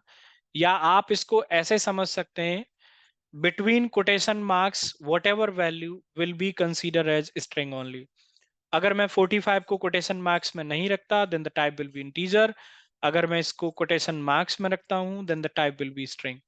यानी कि स्ट्रिंग में हम कोटेशन मार्क्स के अंदर कुछ भी रख सकते हैं, ऐसी कोई भी वैल्यू। जैसे कि मान लो पासवर्ड है कोई, जैसे redhat@123 समथिंग लाइक दैट, इसमें ये इंटीजर में नहीं आ सकता, फ्लोट में नहीं आ सकता, बुलियन में नहीं आ सकता, तो हम इसे स्ट्रिंग में रखेंगे, और स्ट्रिंग वैल्यू हमेशा कोटेशन मार्क्स में इनक्लोज होती है। तो हमारे पास एक सिंगल कोटेशन मार्क्स होता है, हमारे पास एक डबल कोटेशन मार्क्स होता है, और हमारे पास एक ट्रिपल कोटेशन मार्क्स होता है। ट्रिपल में सिंगल सिंगल ट्रिपल भी होता है और डबल डबल ट्रिपल भी होता है। तो हमें कब सिंगल यूज करना है, कब डबल यूज करना है, और कब ट्रिपल यूज करना है, पाइथन क्या रिकमेंड करता है? पाइथन कहता है कि जब आपके पास कोई एक करेक्टर है तब आप सिंगल कोटेशन मार्क्स यूज करेंगे, और जब आपके पास कोई एक वर्ड है तब आप सिंगल कोटेशन मार्क्स यूज करेंगे। ये पाइथन की रिकमेंडेशन है। वहीं पाइथन डबल कोटेशन मार्क्स के लिए कहता है कि जब आपके पास कोई एक लाइन है, लाइन बोले तो सेंटेंस जिसमें मल्टीपल वर्ड्स हैं, तब आप डबल कोटेशन मार्क्स यूज करेंगे। तो अगर आप देखेंगे कि मैं अगर एक करेक्टर को भी डबल कोटेशन मार्क्स में रख रहा हूं तो कोई एरर नहीं आ रही है। तो ये सिर्फ रिकमेंडेशन है पाइथन की तरफ से। मैं सिंगल की जगह डबल लगा सकता हूं, डबल की जगह सिंगल लगा सकता हूं, उसमें कोई इश्यू नहीं है। मैं एक लाइन को, यानी कि मल्टीपल जिसमें वर्ड्स हैं, उसको सिंगल में रख सकता हूं, जैसे welcome to KR network, can be enclosed between single quotation marks, can be enclosed between double quotation marks as well. तो मैं सिंगल की जगह डबल लगा सकता हूं, डबल की जगह सिंगल लगा सकता हूं, उसमें कोई इश्यू नहीं है। ये सिर्फ पाइथन का रिकमेंडेशन है, जो स्टैंडर्ड वे हम फॉलो करते हैं कि जब सिंगल करेक्टर है तो हम सिंगल कोटेशन मार्क्स यूज करेंगे, वर्ड है तो भी सिंगल यूज करेंगे, लेकिन जब एक सेंटेंस है जिसमें मल्टीपल वर्ड है तो डबल कोटेशन मार्क्स यूज करेंगे। लेकिन हम लगाने के लिए कुछ भी लगा सकते हैं प्रैक्टिस के लिए, एक्सेप्ट सम सिनेरियोज। ऐसा कोई सिनेरियो जिसमें हमें सिंगल की जगह सिंगल और डबल की जगह डबल लगाना हो, तो डबल के लिए एक सिनेरियो है। जैसे मान लो आप लिख रहे हैं you can not something like that, you can not do this, ऐसा कुछ लिख रहे हो आप। तो अगर आप इसको देखोगे ध्यान से तो यहां से कोटेशन मार्क्स स्टार्ट हुआ और यहां आपका कोटेशन मार्क्स क्लोज हो गया। अब ये जो टी डू दिस है ये किसी कोटेशन मार्क्स के अंदर ही नहीं आता। एक कोटेशन मार्क्स स्टार्ट हुआ जो कि क्लोज ही नहीं हुआ, ये टोटली इनवैलिड सिंटैक्स है। ये देखो, इस केस में हमारा आउटर कोटेशन मार्क्स डबल होना चाहिए, तब फिर हम इस तरीके का सेंटेंस लिख सकते हैं। तो अगर मैं सिंगल यूज करूंगा, क्योंकि मैं अंदर एक एपॉस्ट्रोफी के लिए सिंगल कोटेशन मार्क्स यूज कर रहा हूं, तब उस केस में आउटर कोटेशन मार्क्स मेरा सिंगल नहीं हो सकता। ऐसे यूज केस में हमें आउटर कोटेशन मार्क्स डबल लगाना है, बाकी का हमें सिंगल लगाएं या डबल लगाएं उससे कोई फर्क नहीं पड़ता। अगर हम ट्रिपल कोटेशन मार्क्स की बात करें तो मल्टी लाइन स्ट्रिंग को सिर्फ और सिर्फ ट्रिपल कोटेशन मार्क्स में ही रखा जा सकता है। मल्टी लाइन स्ट्रिंग को कभी भी आप सिंगल या डबल कोटेशन मार्क्स में नहीं रख सकते। वो triple quotation marks single single वाला भी हो सकता है और डबल डबल वाला भी हो सकता है, उससे कोई प्रॉब्लम नहीं है। लेकिन मल्टी लाइन स्ट्रिंग को हम कभी भी सिंगल या डबल कोटेशन मार्क्स में नहीं रख सकते। तो अगर मान लो मेरे पास एक स्ट्रिंग है जिसमें है line 1, line 2 and line 3 and I am using double quotation marks, according to Python this is totally invalid syntax and you will get definitely error. In this scenario this string need to be enclosed between triple quotation marks, either you are using single single triple or either you are using double double triple, but it must need to be a triple quotation mark, then you will see I'm not getting any error. तो जब भी हम कोई एक string variable declare कर रहे हैं तो हमें कोटेशन मार्क्स का भी ध्यान रखना है। अगर वो एक करेक्टर है या वर्ड है तो हम सिंगल कोटेशन मार्क्स यूज करेंगे, अगर वो एक सेंटेंस है जिसमें मल्टीपल वर्ड्स हैं तो फिर हम डबल कोटेशन मार्क्स यूज करेंगे, और अगर एक वो मल्टी लाइन स्ट्रिंग है तो हम ट्रिपल कोटेशन मार्क्स यूज करेंगे। प्रैक्टिस के लिए अगर हम एक सेंटेंस को सिंगल में भी रखते हैं दैट इज ओके, कोई प्रॉब्लम नहीं है, बट स्टैंडर्ड वे ये है काम करने का। Is this clear for everyone? Any doubt? ठीक है sir.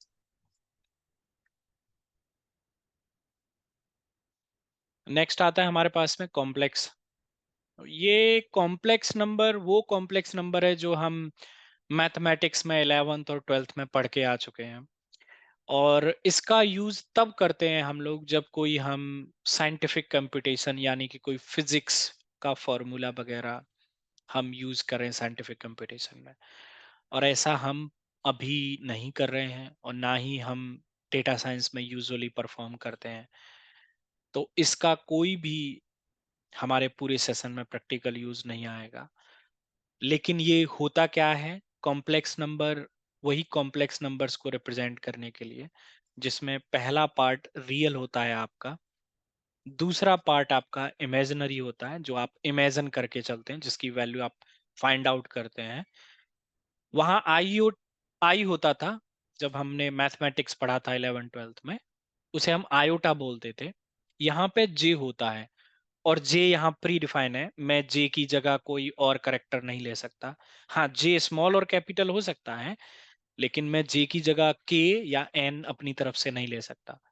The value of J is root square of -1 which is pre defined, इसीलिए हम इसकी जगह कोई और करेक्टर नहीं ले सकते। तो पहला पार्ट रियल होता है, दूसरा इमेजिनरी होता है, और हमें इमेजिनरी की वैल्यू फाइंड आउट करनी होती है। जैसे मैंने लिखा x is equal to 2 + 3j, मैंने इमेजिनरी भी अपनी तरफ से लिया है अभी के लिए। And if I will print the value of, sorry, the type of x, it will be nothing but the complex number. Complex number की ये फॉर्म होती है इसी तरीके से कॉम्प्लेक्स नंबर को रिप्रेजेंट किया जाता है। पहला पार्ट रियल होता है जहां 2 आपका रियल है, इमेजिनरी आपका 3 है, और जे प्री डिफाइन है जिसकी वैल्यू रूट स्क्वायर ऑफ -1 है। तो ये यूज होता है साइंटिफिक कंप्यूटेशन के लिए, हमारा इसका अभी कोई यूज नहीं आने वाला है। तो रियल में अपना इंटीजर ही आएगा, राइट? हाँ, मैंने अभी के लिए इसमें इंटीजर ही लिया। इंटीजर ले सकते हैं, फ्लोट भी ले सकते हैं, फ्लोट ले सकते हैं, मतलब अच्छा, अपनी तरफ से एक वैल्यू मैंने ली है अभी। ओके। शायद इमेजिनरी का मतलब समझ में नहीं आया, व्हाट जो डज इट हम इमेजिन करते हैं means means like 5 plus x of j, the x is the imagine। ऐसा होता है ना, एक ओके ओके, इमेजिन वो जो, लेके एक हाँ ओके, जब हम वेरिएबल इमेजिनरी अर्थमेटिकल, लेते हैं अर्थमेटिकल ऑपरेशन में, फिर हमें उसकी वैल्यू निकालते हैं, समथिंग लाइक जब सपोज हम वाला एक्स की जो वैल्यू निकालते थे अपनी हाँ, सपोज पेपर टू में। का जो करता है, राइट? वही। बिल्कुल। तो हमारे पास में ये 5 फंडामेंटल डेटा टाइप्स हैं, इंटीजर है, फ्लोट है, बूलियन है, स्ट्रिंग है और कॉम्प्लेक्स है। हमने पांचों को पढ़ा। अब एक छोटा सा एग्जांपल मैं आपको दे रहा हूं और आप मुझे बताओ अगर हम इसका टाइप चेक करेंगे तो क्या आएगा। मान लो मेरे पास एक आईपी एड्रेस है 192.168.0.1। अगर मैं इसका टाइप ऑफ एक्स निकालता हूं तो क्या लगता है, क्या टाइप ऑफ एक्स आएगा? एरर आएगा it would be an error, error आना चाहिए सर। या एरर है सर? फ्लोट एरर नहीं, एरर आएगा। एरर इट्स है। Not float error, it's just error, क्योंकि इंटीजर वैल्यू तो ये है ही नहीं, और ऑब्वियसली ये फ्लोट भी नहीं, क्योंकि फ्लोट में ऐसे सारे डेसिमल नहीं होते। ना ही ये स्ट्रिंग वैल्यू है, ना ही ये कॉम्प्लेक्स नंबर है, ना ही ये बूलियन है। तो ये डेफिनेटली हमारे लिए एरर है, and such type of value need to be enclose between quotation marks, ताकि हम उसको एक स्ट्रिंग की तरह लेके चल अभी एक सकें। स्ट्रिंग हो जाएगा। बिल्कुल। So data types are clear, ये पहला प्री रिक्विजिट आता है। दूसरा प्री रिक्विजिट में आता है ऑपरेटर। अभी प्रोग्रामिंग स्टार्ट नहीं हुई है, तो बिल्कुल भी कंफ्यूजन नहीं रखना इस चीज का कि हम ये क्या पढ़ रहे हैं। ये सब प्रोग्रामिंग स्टार्ट होने से पहले की चीजें हैं। तो ऑपरेटर में हमारे पास सबसे पहला अर्थमेटिक ऑपरेटर आता है। एक सेकंड। अच्छा, निशांत, कोई रिटन मटेरियल भी प्रोवाइड कराएंगे आप? बिल्कुल कराएंगे सर, लेकिन वो मेरा खुद का लिखा हुआ नोट्स है, तो मतलब जस्ट काइंड ऑफ नोट्स जैसे कि आप लिखते हैं, नॉट ए स्पेसिफिक पीडीएफ और बुक। मतलब बहुत ज्यादा थ्योरी नहीं है। The required notes kind of thing with some example you will be able to easily understand. तो वो मैं आपको सर बिल्कुल प्रोवाइड करूंगा, and it is based on topic, so it there is a folder which contain multiple text file and every text file is representing a topic. Like suppose हम list पढ़ रहे हैं आज, तो लिस्ट क्या है, लिस्ट में क्या क्या मेथड्स होते हैं, और हर एक मेथड का एग्जांपल दिखाया। such kind of notes you will get sir. Okay okay.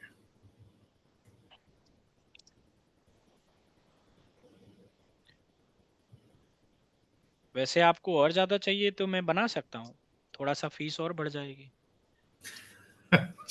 Notebook बनाने का फीस बढ़ जाएगा सर। सर जी, वो तो अगर वो बना बनाया होगा, आप मालूम सब्जी में चलेगा। जितना ज्यादा ऊपर से मसाला डालेंगे या जितनी ज्यादा आप टॉपिंग्स डालेंगे, होता है ना, एक आपने रॉ फ्रूट खरीदा या मतलब कोई भी एक डेजर्ट, फिर आप जैसे जैसे टॉपिंग ऐड करते जाते हैं वैसे वैसे उसके प्राइस बढ़ते जाते हैं। समझ गया सर, समझ गया। एक्स्ट्रा चीज के एक्स्ट्रा चार्जेस। एक पिज्जा में एक्स्ट्रा चीज। आई एम जस्ट जोकिंग, आप इसको सीरियस मत लेना प्लीज, ठीक है। चलो, अर्थमेटिक ऑपरेटर में सबसे पहला प्लस आता है, दूसरा माइनस आता है, and then into, and then division. ये चार ऑपरेटर हम सब जानते हैं, plus minus into and division. ये परसेंटेज को मॉड्यूलर साइन बोलते हैं। ये रिमाइंडर गेट करने के लिए यूज होता है, मैं भी प्रैक्टिकली यूज करके दिखाऊंगा आपको इसको। अगर आपको इसका नाम नहीं पता है, इसको परसेंटेज नहीं बोलते, प्रोग्रामिंग की भाषा में इसको मॉड्यूलर साइन बोलते हैं। ये रिमाइंडर गेट करने के लिए यूज होता है। ये डबल स्लैश को फ्लोर डिवीजन ऑपरेटर बोलते हैं, FLOOR, floor division operator. What is the use, हम अभी देखेंगे इसको। इस डबल स्टार को एक्सपोनेंट ऑपरेटर बोलते हैं, ठीक है। तो ये मॉड्यूलर साइन है, ये चार तो हमें पता ही है। ये मॉड्यूलर साइन है, ये फ्लोर डिवीजन है, और ये एक्सपोनेंट ऑपरेटर है। अब हम एक एक करके इन सबका यूज देखते हैं। तो हैज से सिंगल लाइन कमेंट दी जाती है पाइथन में। तो आप देखेंगे जिस भी लाइन को मुझे रन नहीं करना होता मैं उसको हैज से कमेंट कर देता हूं। अब मल्टी लाइन कमेंट दी जाती है पाइथन में, सॉरी, ये अपना ट्रिपल कोटेशन मार्क्स है। तो अगर हम ट्रिपल कोटेशन मार्क्स वाली किसी भी वैल्यू को एक वेरिएबल को असाइन कर रहे हैं इस तरीके से, तो ये एक स्ट्रिंग वेरिएबल है। अगर हम इसको किसी वेरिएबल को असाइन नहीं कर रहे तो ये पाइथन में मल्टी लाइन कमेंट माना जाता है। तो मल्टी लाइन कमेंट के लिए हम ट्रिपल कोटेशन मार्क्स यूज करते हैं और सिंगल लाइन कमेंट के लिए हम पाइथन में हैज यूज करते हैं। ठीक है, इस तरीके से कमेंट्स दी जाती है पाइथन में। So I have one x is equal to 56, y is equal to 78, x plus y we all can do, x minus y we can do, x into y we can do। तो ये basic operation हमें आते हैं। Let's jump to the modular operator. तो मैंने लिखा 13 modular 2। तो जब आप 13 को 2 से डिवाइड करेंगे तो रिमाइंडर क्या बचेगा इसमें, 1। then the output is going to be 1। तो परसेंटेज यानी कि मॉड्यूलर साइन रिमाइंडर निकालने के लिए जो होता है, जैसे मान लो मुझे चेक करना है the given number is a even और ऑड। इवन का मतलब है कि जब मैं किसी नंबर को 2 से डिवाइड करूं तो वो पूरा पूरा डिवाइड हो जाए। पूरा पूरा मतलब जब हम उसको डिवाइड करें तो उसका रिमाइंडर 0 निकल के आए।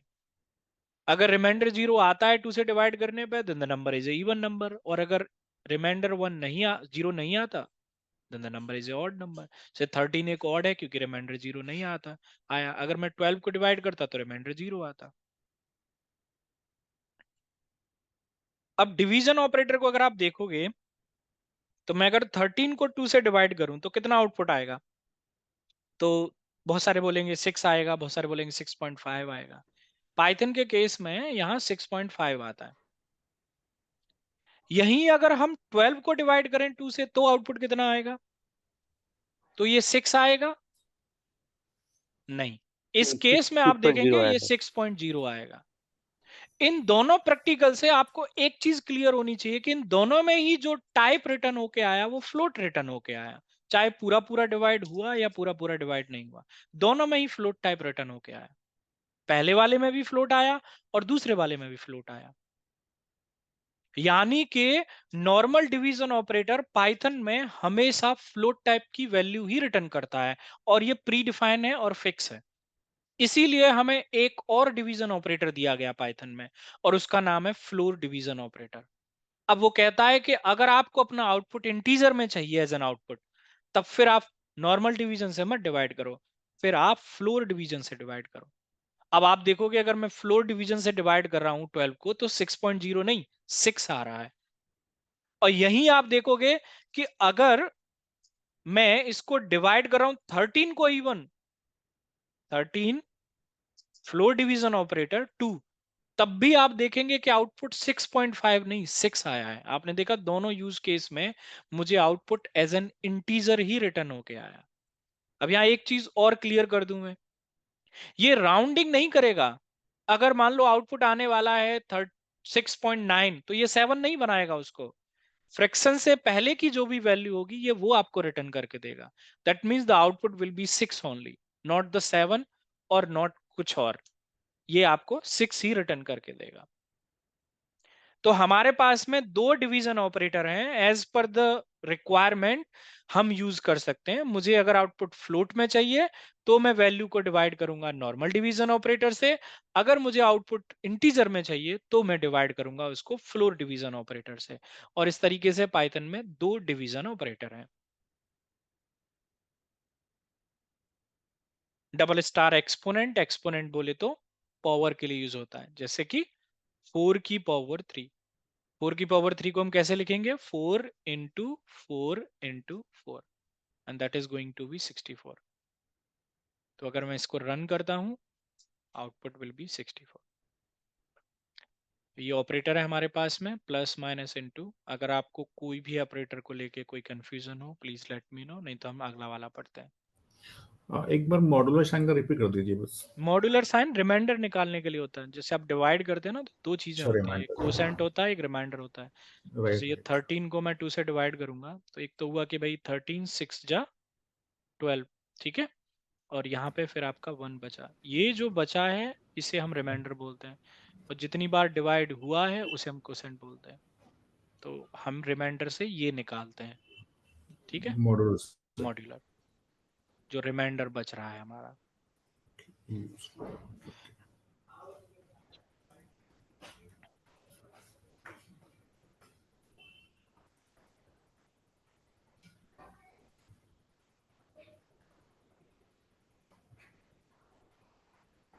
The next one is comparison operator, इसको रिलेशनल ऑपरेटर भी बोल देते हैं।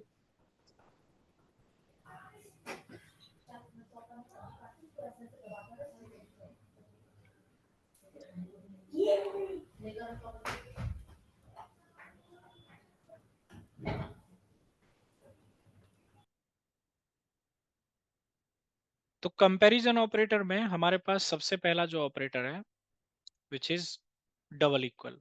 अच्छा, आपने देखा होगा एक सिंगल इक्वल भी होता है और एक डबल इक्वल भी होता है। सिंगल इक्वल को पाइथन में और कुछ और प्रोग्रामिंग्स में हम लोग असाइनमेंट ऑपरेटर बोलते हैं। ये वैल्यू असाइन करने के लिए यूज होता है। जैसे मैंने अगर लिखा x is equal to 56, that means I am assigning 56 to my x variable. So this is the assignment operator. If I'm writing suppose y is equal to 89, that means I am assigning the 89 to my y variable. The value will be always assigned from right side to left side. If suppose you are writing x is equal to y, that means you are assigning the value of y to the x variable. But simultaneously अगर आप लिख रहे हैं x double is equal to y, that means you are not assigning. Now you are comparing whether the value of x and y both are equal or not. If they are equal, you will get true, otherwise you will get false. In our scenario, the values are not equal and then we will get false here. So the single operator is a assignment operator and the double equal operator is a comparison operator. Will return true only when the values will be equal. Not equal will return true when the values are not equal. तो अगर मैं लिखता हूं यहाँ पे if x not equals to y, इसका मतलब हम कह रहे हैं क्या x और y की वैल्यू इक्वल नहीं है? हाँ, इक्वल नहीं है, क्योंकि x की वैल्यू 56 है और y की 89 है। So we will get true in this case. ये तब ट्रू रिटर्न करेगा जब वैल्यू इक्वल नहीं होगी, वो तब ट्रू रिटर्न करेगा जब वैल्यू इक्वल होगी। Less than, greater than, less than equals to and greater than equal to. तो आई बिलीव इसका भी आइडिया आपको होगा, वैसे बहुत ही कॉमन है बट फिर भी देखते हैं एक बार। The difference between less than and less than equal to and the greater and greater than equal to. तो जैसे मान लो हमने कहा कि इज 18 लेस देन 18, इसका मतलब हम कह रहे हैं क्या 18 18 से छोटा है? नहीं, 18 18 से छोटा थोड़ा ही है। तो ये हमें इस केस में फॉल्स रिटर्न करता है। लेकिन यहीं पे अगर हम दूसरी स्टेटमेंट में कहते हैं कि इज 18 लेस देन और इक्वल टू 18, तो इस केस में हम कह रहे हैं कि क्या 18 18 से छोटा है और इक्वल है? छोटा नहीं है बट इक्वल है, इसका मतलब ये आपको ट्रू रिटर्न करेगा। एक एग्जांपल आप ऐसे भी ले सकते हैं, जैसे मान लो आपके पास एक डेटा है और आप डेटा फिल्टर कर रहे हैं। आपने कहा मुझे वो सारे लोग चाहिए जिनकी एज 50 से कम है, then I will use less than only. In this scenario I am not including the age of 50 people, मतलब 49 तक वालों को ही मैं इंक्लूड कर रहा हूँ, 50 वालों को इंक्लूड नहीं कर रहा, तो फिर मैं लेस देन लगाऊंगा। लेकिन अगर मान लो मैं कह रहा हूं कि मुझे 50 एज वाले भी चाहिए, तब फिर मैं लेस देन इक्वल्स टू लगाऊंगा। यही सेम फंडामेंटल ग्रेटर और ग्रेटर देन इक्वल टू के लिए होता है।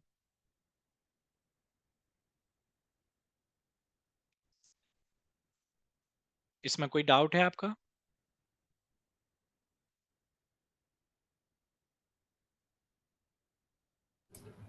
Clear clear. Okay, thank you.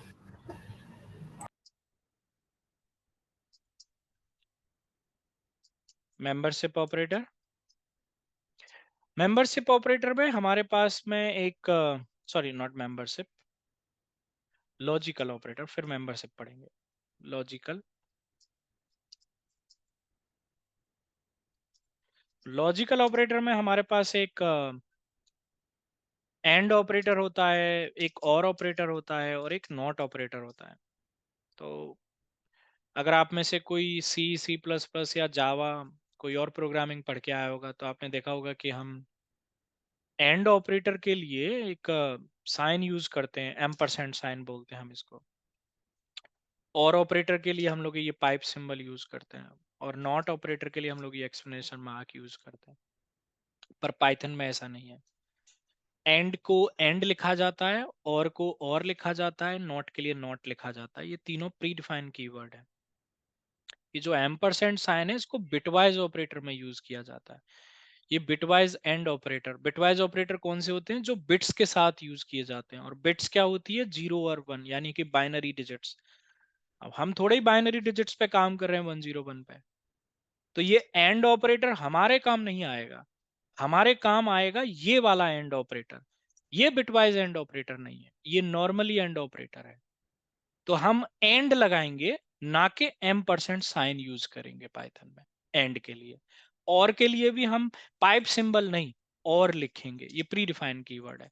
Not के लिए एक्सक्लेमेशन मार्क नहीं, नॉट लिखेंगे हम लोग, क्योंकि वो सारे जो साइन है तीनों, वो पाइथन में बिटवाइज ऑपरेटर में यूज किए जाते हैं। और बिटवाइज ऑपरेटर पाइथन में तब यूज किए जाते हैं जब आप बिट्स यानी कि बाइनरी डिजिट्स पे काम कर रहे हैं, और हम अभी नहीं काम कर रहे, इसलिए हम ये यूज करेंगे, वो नहीं। तो एंड ऑपरेटर का यूज क्या होता है? ये तब यूज किए जाते हैं जब आपके पास मोर देन वन कंडीशन है। जैसे मान लो आप एक एग्जांपल से, आप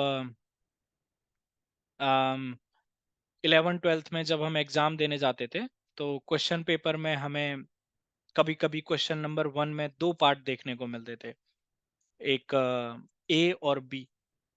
तो कभी कभी आप देखते थे कि ए और बी के बीच में एंड लगा रहता था। तो इसका मतलब था कि हमको क्वेश्चन नंबर 1 का ए और बी दोनों पार्ट सॉल्व करने हैं। तो जब और लगा रहता था तो इसका मतलब था कि या तो फिर क्वेश्चन नंबर 1 में थे ए वाला पार्ट सॉल्व कर सकते हो या बी वाला पार्ट सॉल्व कर सकते हो, इन दोनों में से कोई सा भी आप सॉल्व कर सकते हो। यही सेम इसी तरीके से यहाँ काम करता है, just like the logic gates which we have learn in our physics, and gate और गेट। तो एंड ऑपरेटर ट्रू तब रिटर्न करता है जब दोनों कंडीशंस ट्रू होती हैं, और ऑपरेटर आपको ट्रू तब रिटर्न करता है जब दोनों में से कोई सी भी एक कंडीशन आपकी ट्रू होती है। मैं आपको एक एग्जांपल समझाता हूँ। तो मान लो आप शॉपिंग के लिए गए, आज आज सैटरडे है, आप मान लेते हैं रिलायंस गए या बिग बाजार गए या किसी और ग्रोसरी शॉप पे आप गए, वहां आपको ऑफर मिला, and that offer is only valid for Saturday, not for any other day. मतलब आप संडे को जाते हैं, कोई ऑफर नहीं है, मंडे को जाते हैं, कोई भी ऑफर नहीं है, वो सिर्फ और सिर्फ सैटरडे के लिए है। और वो कहता है कि भाई आपको ये डिस्काउंट तभी मिलेगा जब आप 5,000 रुपए की शॉपिंग करोगे। There are two condition which need to be fulfil. The first condition is the day must need to be Sunday, and the second condition, the amount money must need to be more than 5,000. Then only you will be eligible for some discount. So in this scenario, if both conditions will be true, then only I will be eligible for discount. I will go with AND operator. जैसे आपने कहा कि file का size अगर 1 MB से ज्यादा है और फाइल 2 दिन से पुरानी है तो ही उसको डिलीट करो। अगर इन दोनों में से कोई सी भी कंडीशन मैच नहीं होती तो फिर इसको डिलीट मत करो। आप कह रहे हो कि यूजर नेम और पासवर्ड दोनों मैच होते हैं तभी लॉगिन करो, अदरवाइज लॉगिन मत करो। अगर दोनों में से कोई भी मैच नहीं होता, एक भी, या तो यूजर नेम गलत है या पासवर्ड गलत है, तो फिर लॉगिन मत करो। ये सब सिनेरियो में हम एंड ऑपरेटर यूज करते हैं। और ऑपरेटर हम तब यूज करते हैं, हम कहते हैं कि दोनों सिनेरियो में से कोई सा भी एक सही हो जाए। अब वो कहता है कि आप सैटरडे को आके कितने रुपए की भी शॉपिंग करो तो आपको डिस्काउंट मिल जाएगा, या किसी और दिन आके आप 5,000 रुपए की शॉपिंग कर लो तो फिर आपको डिस्काउंट मिल जाएगा। तो अब या तो मैं 5,000 रुपए वाली कंडीशन में फुलफिल हो जाऊं, या फिर मैं डे वाली कंडीशन में फुलफिल हो जाऊं। दोनों में से किसी भी कंडीशन में फुलफिल हो जाऊं, मुझे डिस्काउंट मिल जाएगा। इस सिनेरियो में हम और ऑपरेटर लगाएंगे, एंड ऑपरेटर नहीं लगाएंगे। तो अगर मान लो मैं इस तरीके से कंडीशन लिखता हूं, is 2 greater than 3 and 6 double is equal to 6. So 2 is not greater than 3. The first condition is false. The second condition is true. False और true किस में कन्वर्ट हो जाएगा? false में। लेकिन यही अगर इसी कंडीशन में हम और लगाते हैं, तो और क्या कहता है कि भैया अगर दोनों में से एक भी ट्रू है तो फिर आपको ट्रू मिल जाएगा, तो फिर हमें ट्रू मिलेगा। तो एंड ऑपरेटर ट्रू तब रिटर्न करता है जब आपकी दोनों कंडीशन सही होती हैं, और ऑपरेटर आपको ट्रू तब रिटर्न करता है जब दोनों में से कोई सी भी एक सही होती है। नॉट ऑपरेटर को इनवर्स ऑपरेटर बोलते हैं। तो अगर कंडीशन फॉल्स है तो ये इसको ट्रू में कन्वर्ट करता है, और अगर कंडीशन ट्रू है तो ये से फॉल्स में कन्वर्ट करता है। जैसे मैंने कहा 6 double is equal to 6, condition true है, not will convert this into false. अगर मैं लिखता हूं 6 is greater than 6, condition false है, but not will convert this into true. So it's a inverse operator, will inverse your result of your condition. If the condition result is true, not will convert that into false. If the condition result is false, then not will convert it to true. How we actually use it in real time, ये तो हम अभी जब कल से practical start करेंगे तब देखेंगे। बट हम ऐसे लिखते हैं, if not data, something like that, we write the condition. Suppose you are trying to read a file and you're just checking if not data, then there is no benefit of reading the file. Just like print a message that file is empty. But if there is a data, then try to read that. So I'm just writing a condition, if not data in the file, I'm just printing a message, file is empty, something like that. If suppose I'm getting a data from any resource, it can be a server or it can be a function or it can be anything. Suppose I'm trying to receive a data and I'm just checking if not data, then say the data is not there. And if the data is there, then I have to do some work. So I'm just writing a condition, if not data. So this is how the data means the condition will be true, but not will convert this into false. So when the condition is false, do this. When the condition is true, do this. So इस तरीके के scenarios में, अभी तो हम practical देखेंगे आगे जाके बहुत सारे, तब हम नॉट ऑपरेटर का यूज करते हैं। टेक्निकली देखा जाए तो बस इतना सा है कि ये ट्रू को फॉल्स में और फॉल्स को ट्रू में करता है कन्वर्ट। कैसे, कहाँ, वो अभी हम आगे देखेंगे। क्या ये तीनों ऑपरेटर क्लियर हैं आपको? जी जी correct.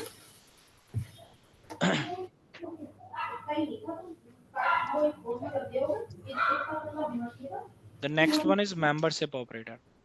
So there are two membership operators we have in Python, in operator or not in operator. So what is the use of membership operator? Membership operators are used to check whether a particular item is the member of particular collection or not. Definition से समझ में नहीं आया, दोबारा समझाओ। Membership operator का use होता है ये चेक करने के लिए कि क्या एक पर्टिकुलर आइटम एक कलेक्शन का मेंबर है या नहीं है। अभी भी समझ में नहीं आया, चलो दोबारा समझते हैं। मान लो मेरे पास एक कलेक्शन है, collection means the collection of multiple values. मैंने आपको बताया था कि हमारे पास दो तरीके के डेटा टाइप है, फंडामेंटल और कंपाउंड। कंपाउंड में आता है लिस्ट, आता है टोपल, आता है डिक्शनरी, आता है सेट, आता है। ये सब कलेक्शंस हैं, इनको डेटा स्ट्रक्चर्स बोलते हैं।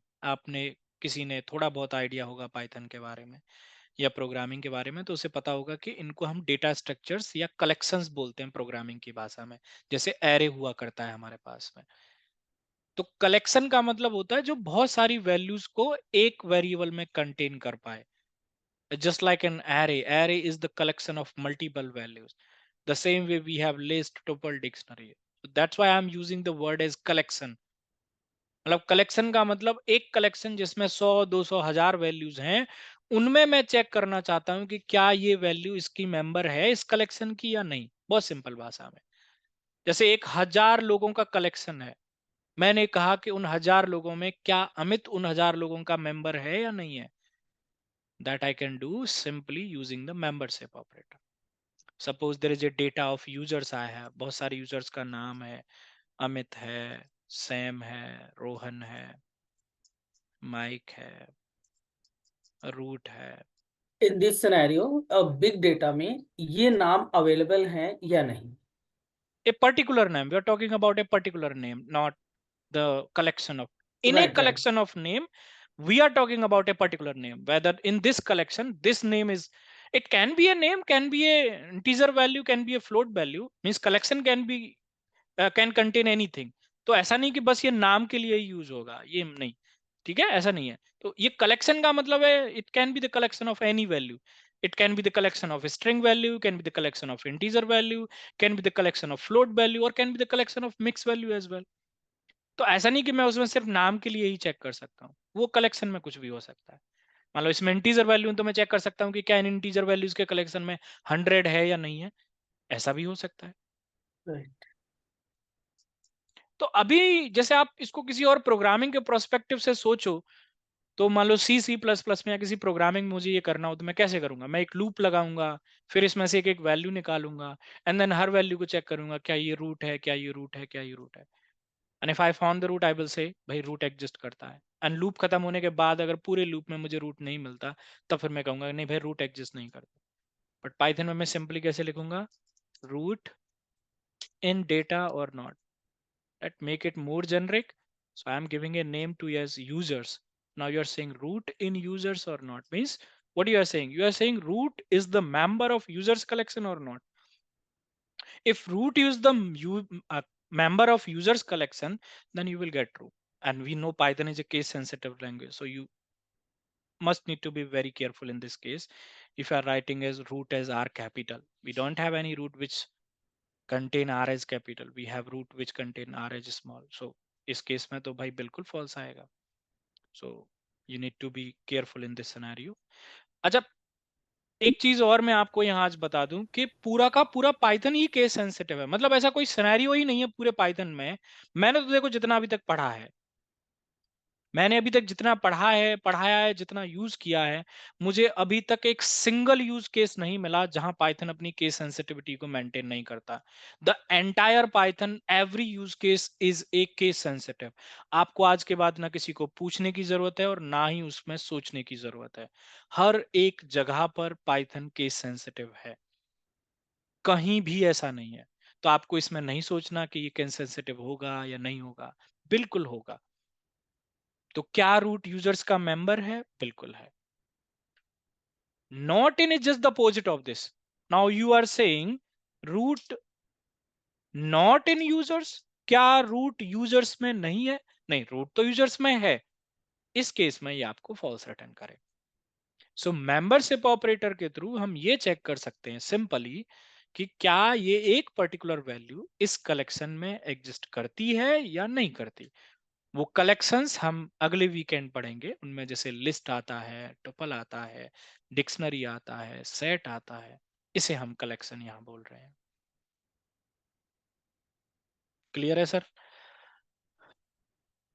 और सर एक क्वेश्चन है, अगर जैसे आपने ये डेटा टाइप से रूट को प्रिडिक्ट किया, ठीक है, अगर मान लीजिए कि एंड यूजर को नहीं पता है क्या कि रूट केस सेंसिटिव है, तो उसको फाइंड करने के लिए हम इग्नोर वाला कुछ ऐसा कमांड नहीं, नहीं इग्नोर नहीं कर मतलब सकते सर. इग्नोर नहीं कर सकते. एक ऐसे कर सकते हैं कि मान लो आपने यूजर्स के हर एक यूजर को स्मॉलर में कन्वर्ट कर दिया, एंड आपने अपना भी स्मॉलर में. मींस मान लो एक सेव है आपके पास में आधा किलो का और एक है 1 किलो का, तो दोनों का कंपैरिजन नहीं है. आपने क्या किया, वो 1 किलो वाले सेव को भी काट के आधा किलो का ही कर दिया. तो फिर मतलब आपने दोनों को एक ही कैटेगरी का कर दिया. सो if I don't know whether the root will be is in capital or smaller, what I will do, I will convert all these users in a smaller case. How we will do is a next step. लेकिन मैं इन सबको smaller case में convert कर दूंगा and then I will check for the smaller. ऐसे हम कर सकते हैं अगर हमको नहीं है पता, बट इग्नोर नहीं किया जा सकता. ठीक है सर?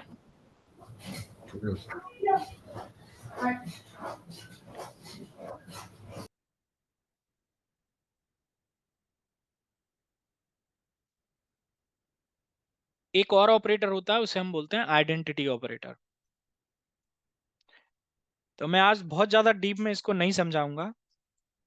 अगर ये आपको सेटिस्फाई नहीं करता इसका आंसर, तो फिर हम इसको कल समझेंगे, नहीं तो आप बहुत कंफ्यूज हो जाओगे आज. इसको बोलते हैं आइडेंटिटी ऑपरेटर. वैसे ये बहुत रेयरली यूज होता है, मतलब इसका यूज केस उतना नहीं होता. बाकी के ये सब डेली लाइफ में यूज होते हैं. ये आपको दिखेगा कि आप 8-5 साल में कहीं यूज ही नहीं कर रहे हो इसको.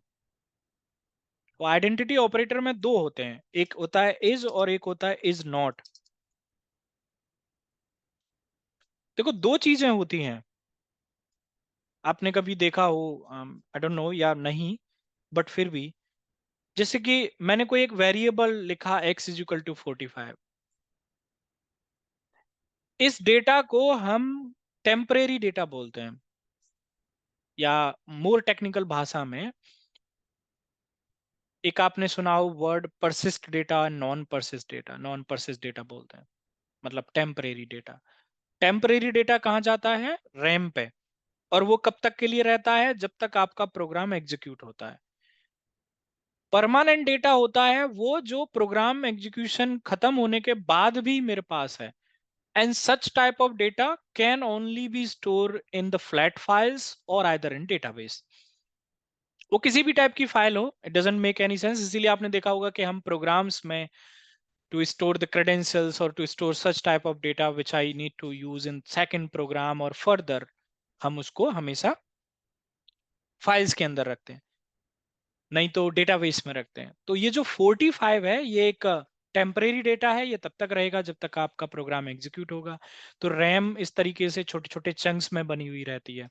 अगर आपने कभी, ऑब्वियसली हम इतना तो जानते ही हैं, एन एक्स यहाँ कहीं होगा, 45 यहाँ कहीं होगा किसी एक चंक पे, और इसका रेफरेंस इस एक्स के पास होता है।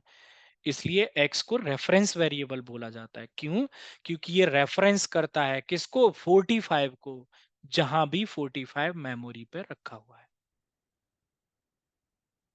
तो ये वाला एक फंडामेंटल है जो प्रोग्रामिंग में, हर प्रोग्रामिंग में यूज होता है। तो ये जो आइडेंटिटी ऑपरेटर है ये यही चेक करने के लिए यूज होता है कि क्या दो वेरिएबल्स एक ही रेफरेंस रखते हैं या अलग अलग रेफरेंस रखते हैं। इसका क्या मतलब है? जैसे मान लो मेरा और मेरे भाई का एक बैंक अकाउंट है, जॉइंट बैंक अकाउंट। इसका मतलब है कि मैं और मेरा भाई हम दोनों एक ही बैंक अकाउंट की रेफरेंस होल्ड करते हैं। लेकिन अगर मान लो मेरा बैंक अकाउंट अलग है, मेरे भाई का बैंक अकाउंट अलग है, तो इसका मतलब हम एक ही की रेफरेंस होल्ड नहीं करते, फिर हम अलग अलग रेफरेंस होल्ड करते हैं। तो अगर मैं लिख के दिखाता हूं आपको यहाँ पे x is equal to 45 and y is equal to 45, तो technically it's a different thing. ऐसा हो क्यों रहा है ये मैं आपको कल बताऊंगा, क्योंकि आज आप कंफ्यूज हो जाओगे और उतना टाइम भी नहीं दिख रहा जितने में मैं आपको इसको एक्सप्लेन कर पाऊं। तो टेक्निकली अगर हम देखें तो होगा क्या, पाइथन प्रोग्रामिंग में आपके दो 45 वेरिएबल्स डिक्लेयर नहीं होंगे, रैम पे सिर्फ एक ही 45 होगा। इसी को x पॉइंट आउट कर रहा होगा और इसी को y पॉइंट आउट कर रहा होगा। टू मेक श्योर कि भाई ऐसा है सही में, इसके लिए पाइथन में एक ID variable pre defined function होता है, इसको हम बोलते हैं identity of an object. If two objects are having same identity, that means they are pointing to the same object in memory, and this identity operator is doing the same job। जो आप manually ID निकाल के compare कर रहे हैं ना, x is y is doing the same thing। यहां पे मैंने आईडी निकाल के फिर देखा मैनुअली कि ये क्या इक्वल है या नहीं है, ये यही कर रहा है। ये चेक कर रहा है क्या x वेरिएबल की आइडेंटिटी और y वेरिएबल की आइडेंटिटी सेम है या नहीं है। अगर इन दोनों की आइडेंटिटी सेम है तो ये आपको ट्रू रिटर्न करेगा, और अगर इन दोनों की आइडेंटिटी सेम नहीं है तो ये आपको फॉल्स रिटर्न करेगा। दो वेरिएबल्स की आइडेंटिटी सेम होने का क्या मतलब है कि वो दोनों वेरिएबल्स मेमोरी में एक ही ऑब्जेक्ट को पॉइंट आउट करते हैं, अलग अलग ऑब्जेक्ट को पॉइंट आउट नहीं करते। जैसे मैं आपको एक और एग्जांपल दिखाता हूं। मैंने लिया यहां पे a is equal to Amit, और मैंने यहां पे लिया b is equal to Amit. अब मैंने इस अमित का a कर दिया कैपिटल, सॉरी पहले वाले का स्मॉल कर देते हैं, दूसरे वाले का a कैपिटल कर देते हैं। अब आप जानते हैं कि मेमोरी में अलग अलग दो ऑब्जेक्ट बनेंगे, ए और बी दोनों एक ही को पॉइंट आउट नहीं करेंगे। अगर आप आईडी ऑफ ए निकालें, अगर आप आईडी ऑफ बी निकालें, तो आप देखेंगे कि दोनों की आईडी से अलग अलग आई है। तो अगर आप लिखते हैं यहाँ पे कि A is B, then this is going to return false. तो हम आइडेंटिटी ऑपरेटर के थ्रू दो वेरिएबल्स की रेफरेंस चेक करते हैं, whether they are pointing to the same object in memory or they are pointing to the different memory object to the memory. If they are pointing to the same object, then the ID will be same. If the ID is same, then it will return true. So in lemma language, it is provide the identity of any object. Any object, whether two objects are having same identity, like two peoples are having same bank account or they are having different bank account, means they are pointing to the same object or to the different object. To check this, निशान कुछ question इससे related. Now ये सिर्फ एक particular database के cases पे मतलब applicable होता है क्या? जैसे अगर मैं डेटाबेस मान नहीं, लेता हूँ कि डेटा टाइप के बेसिस पे आप कह हाँ, सकते हैं। जैसे मान लेता हूँ कि मेरा एक एक यूज के सिनेरियो ले रहा हूँ कि अगर मेरा एक एक AWS का अकाउंट है, राइट? अब उसमें मैंने देखा है कि ये वाला जो सिक्योरिटी ग्रुप है वो इंस्टेंस A और B दोनों पे यूज हुआ। No, that is a different thing. Okay okay, वो केस नहीं यहाँ नहीं नहीं, we are होगा। talking about the data which is stored on our system, हाँ, not on ओके cloud. वो तो ओके। फंक्शन वगैरह के थ्रू हम कंपैरिजन कर सकते हैं, ठीक है सर, ऐसे नहीं। मैं आपको समझाता हूँ इसका एग्जैक्टली मीनिंग, थोड़ा सा 5 मिनट लेता हूँ। थोड़ा सा यूज केस हो जाएगा ना और क्लियर हो जाएगा। मेमोरी मैनेजमेंट में जाना पड़ेगा अब हमको थोड़ा सा इसको ओके, समझने के लिए। मतलब इसका रियल वर्ल्ड में यूज क्या है, हाँ, ये इसका पूछ रहे रियल हैं। वर्ल्ड में खैर कोई यूज नहीं है, बट हमको थोड़ा मेमोरी मैनेजमेंट में जाना पड़ेगा इसको नहीं, समझने वो के तो लिए। समझ में आ गया, वो तो फाइन है, हाँ क्योंकि वो आईनोड नंबर्स होते हाँ, हैं, जैसे आईडी नंबर्स होते हैं, क्योंकि नहीं नहीं जो नहीं भी नहीं, हमारे अलग है, मैं आपको बताता हूँ। मेमोरी मैनेजमेंट में जाके आपको एक चीज समझनी पड़ेगी, फिर आप वापस आओगे तो ये आपको अपने आप समझ में आ जाएगा। तो पाइथन में होता क्या है कि पाइथन मेमोरी मैनेजमेंट बड़ा अच्छे तरीके से करता है। कुछ प्रोग्रामिंग में मेमोरी मैनेजमेंट सिर्फ और सिर्फ स्ट्रिंग के लिए होता है। जैसे मान लो जावा की अगर हम बात करें, तो जावा में क्या होता है कि जब दो वेरिएबल्स की स्ट्रिंग वैल्यू सेम होती है तो वो एक ही ऑब्जेक्ट क्रिएट करता है मेमोरी पे। या अगर 100 वेरिएबल्स सेम वैल्यू कंटेन करते हैं तो वो एक ही ऑब्जेक्ट बनाएगा मेमोरी पे, 100 नहीं बनाएगा। इस तरीके से मेमोरी बच जाती है। जैसे मान लो आपकी ऑफिस में 10,000 लोग हैं और वो 10,000 लोग दिल्ली के रहने वाले हैं। अब मान लो सबकी सिटी दिल्ली है, तो आप क्या 10,000 बार दिल्ली स्टोर करने वाले हैं मेमोरी पे? ऐसे तो बहुत ज्यादा मेमोरी जाएगी ना। तो अगर 10,000 वेरिएबल्स की सेम वैल्यू है तो मेमोरी पे सिर्फ एक ही ऑब्जेक्ट बनेगा, 10,000 नहीं बनेंगे। ये कॉन्सेप्ट स्ट्रिंग के लिए ज्यादातर यूज होता है, लेकिन पाइथन में इसको एक डेटा टाइप के लिए और इंप्लीमेंट किया गया, इंटीजर के लिए, बाकी के लिए नहीं है। स्ट्रिंग के लिए तो ये कॉन्सेप्ट है ही है, ये इंटीजर के लिए और इंप्लीमेंट किया गया। फ्लोट के लिए नहीं काम करता ऐसा कोई मेमोरी मैनेजमेंट, बूलियन के लिए नहीं, कॉम्प्लेक्स के लिए नहीं, इंटीजर के लिए और लाया गया ये। तो पाइथन में वो क्या कहता है कि पाइथन में अगर एक इंटीजर वैल्यू 0 से लेके 256 के बीच में है, this will only work in this range in case of integer. अगर आपकी वैल्यू 0 से लेके 256 के बीच में है तो मेमोरी में एक ऑब्जेक्ट बनेगा, मल्टीपल ऑब्जेक्ट नहीं बनेंगे।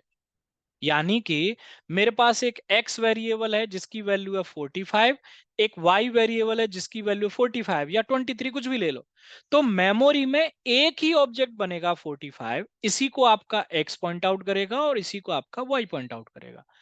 लेकिन अगर ये वैल्यू 256 से बाहर है, जैसे a is equal to 356 and b is equal to 356, तब फिर मेमोरी में एक ऑब्जेक्ट नहीं बनेगा, तब फिर मेमोरी में दो ऑब्जेक्ट बनेंगे। यानी कि एक 356 होगा अलग जगह पे जिसको आपका ए पॉइंट आउट कर रहा होगा, एक 356 होगा अलग जगह पे जिसको आपका बी पॉइंट आउट करेगा।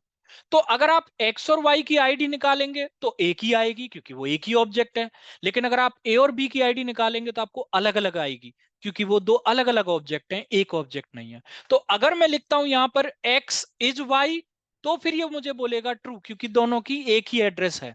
लेकिन अगर मैं लिखता हूं यहां पर ए इज बी, तो ये मुझे देगा फॉल्स। क्यों? क्योंकि यहां मेमोरी पे दो अलग अलग ऑब्जेक्ट हैं, एक ऑब्जेक्ट नहीं है। ये इस तरीके से काम करता है। तो ये मेमोरी मैनेजमेंट में जाके ये चेक करता है कि क्या दो वेरिएबल्स एक ही ऑब्जेक्ट की रेफरेंस होल्ड करते हैं या अलग अलग ऑब्जेक्ट की। जैसे मैंने लिखा x is equal to 23 and y is equal to 23, ये रेंज के अंदर आता है। अगर आप आईडी ऑफ x देखेंगे और आप आईडी ऑफ y देखेंगे तो आप पाएंगे कि दोनों की आईडी सेम है। लेकिन अगर मैंने लिखा a is equal to 456 and b is equal to 456, अब ये 256 की रेंज से बाहर जाता है। इसका मतलब मेमोरी में दो अलग अलग ऑब्जेक्ट बने होंगे, तो आईडी ऑफ a अलग आएगी और आईडी ऑफ b अलग आएगी। अब अगर मैं लिखूंगा x इज b तो ट्रू आएगा, सॉरी x इज y तो फिर ट्रू आएगा। लेकिन अगर मैं लिखूंगा a इज b तो फिर ये फॉल्स आएगा। क्यों? क्योंकि ये दो अलग अलग रेफरेंस हैं और ये दो सेम रेफरेंस है। तो इसको इंटीजर के लिए भी लाया गया पाइथन में, लेकिन वो 0 से लेके 256 के बीच तक ही काम करता है, उसके बाहर काम नहीं करता। तो ये जो आइडेंटिटी ऑपरेटर है, जो इज ऑपरेटर है, ये चेक करता है कि क्या दो वेरिएबल्स जो आपके पास हैं वो मेमोरी में सेम ही ऑब्जेक्ट को पॉइंट आउट करते हैं या अलग अलग ऑब्जेक्ट को पॉइंट आउट करते हैं। बस इतना चेक करने के लिए हम इस आइडेंटिटी ऑपरेटर का यूज करते हैं मेमोरी में, ना कि किसी क्लाउड पे, ना AWS में, ना Azure में। हमारी जो रैम है, जो हमारी लोकल मेमोरी है, उस पे वो जो दो वेरिएबल्स हैं, क्या वो दोनों एक ही ऑब्जेक्ट को पॉइंट आउट कर रहे हैं या अलग अलग को, इतना चेक करने के लिए हम इसका यूज करते हैं। अभी एक्स वाई ठीक का है? नंबर अगर डिफरेंट होगा तब भी आई थिंक सेम आंसर आएगा। नहीं नहीं, अंडर डिफरेंट होगा तो डिफरेंट ऑब्जेक्ट होगा ही होगा सर। अंडर डिफरेंट होगा तो 456 डिफरेंट के, ऑब्जेक्ट होगा ही होगा। नहीं नहीं नहीं, अगर अंडर उससे बेलो हो, 456 से बेलो हो अगर, तब आंसर तो उसका सेम ही आना चाहिए। जैसे मैंने बोला ये रेंज सिर्फ 0 से लेके 256 तक की है। हाँ, अगर एक का 23 हमने रखा, एक का 25 रख देते हैं, तो फिर तो तब भी अलग दोनों अलग का ऑब्जेक्ट रेफरेंस सेम बनेगा ही आएगा। ना, रेफरेंस सेम कैसे आ जाएगा? फिर तो दो ऑब्जेक्ट ही अलग अलग हो गई ना। 23 अलग वैल्यू है, 25 अलग वैल्यू है, तो फिर एक ऑब्जेक्ट कैसे हो सकता है सर? दो वैल्यू सेम होंगी ओके तभी तो सेम ऑब्जेक्ट होने की पॉसिबिलिटी है ना। एक का सिटी दिल्ली है, एक का नोएडा है, तो आप नोएडा वाले को दिल्ली को थोड़े पॉइंट आउट करवा सकते हो सर। ओके, सोचने वाली बात है ना। मैं डिनोट ऐसे कर रहा था कि अगर नहीं नंबर नहीं कुछ नहीं, भी हो और नहीं उस नहीं, ऐसा नहीं। 256 के अंडर हो तो एक ही ऑब्जेक्ट ऐसे बनेगा कैसे ऐसा। बन सकता है सर? फिर आप वैसे X23 को बोलेंगे या फिर 56? इट डजंट मेक ठीक है। Any sense. अच्छा निशांत, ये हाँ, सिर्फ नंबर के केस में होता है क्या? नेम के केस में नहीं होता नेम है? के केस में होता है ना, मैंने कहा ना इसको इंटीजर के लिए ऐड किया गया, बट प्रैक्टिकली ये स्ट्रिंग के लिए ही है। So if you have suppose Delhi like this and you नहीं नहीं, हैव y अगर इज इक्वल टू, 256 वाला कॉन्सेप्ट पूछ रहा हूँ मैं। नहीं स्ट्रिंग में तो कोई रेंज हो ही नहीं सकती ना हाँ हाँ, वही एग्जैक्टली भाई। स्ट्रिंग में क्या रेंज हो सकती है? स्ट्रिंग में तो कोई भी हम्म। रेंज नहीं हो सकती। सो स्ट्रिंग में सिर्फ केस सेंसिटिविटी है, रेंज कुछ नहीं है। The ID of x and the ID of y is going to be same. ये तो वैसे ही पता है, अगर इन केस अगर अपर केस लोअर केस की सेम है तो। बिल्कुल बिल्कुल।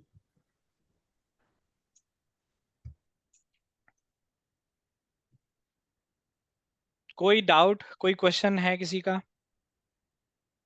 I know this was something deeper, but हाँ कभी कभी ऐसा डिस्कशन इंटरव्यू वगैरह में उठ जाता है। कोई ठीक है, ज्यादा एक्चुअली बढ़िया। यूज केस का मिलना बहुत मुश्किल होगा। नहीं।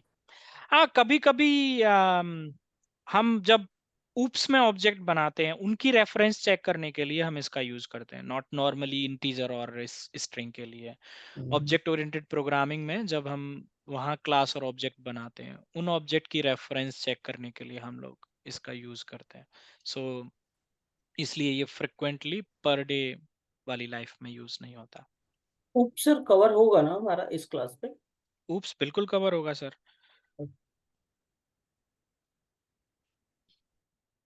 Okay, so I think I am done for today. कल हम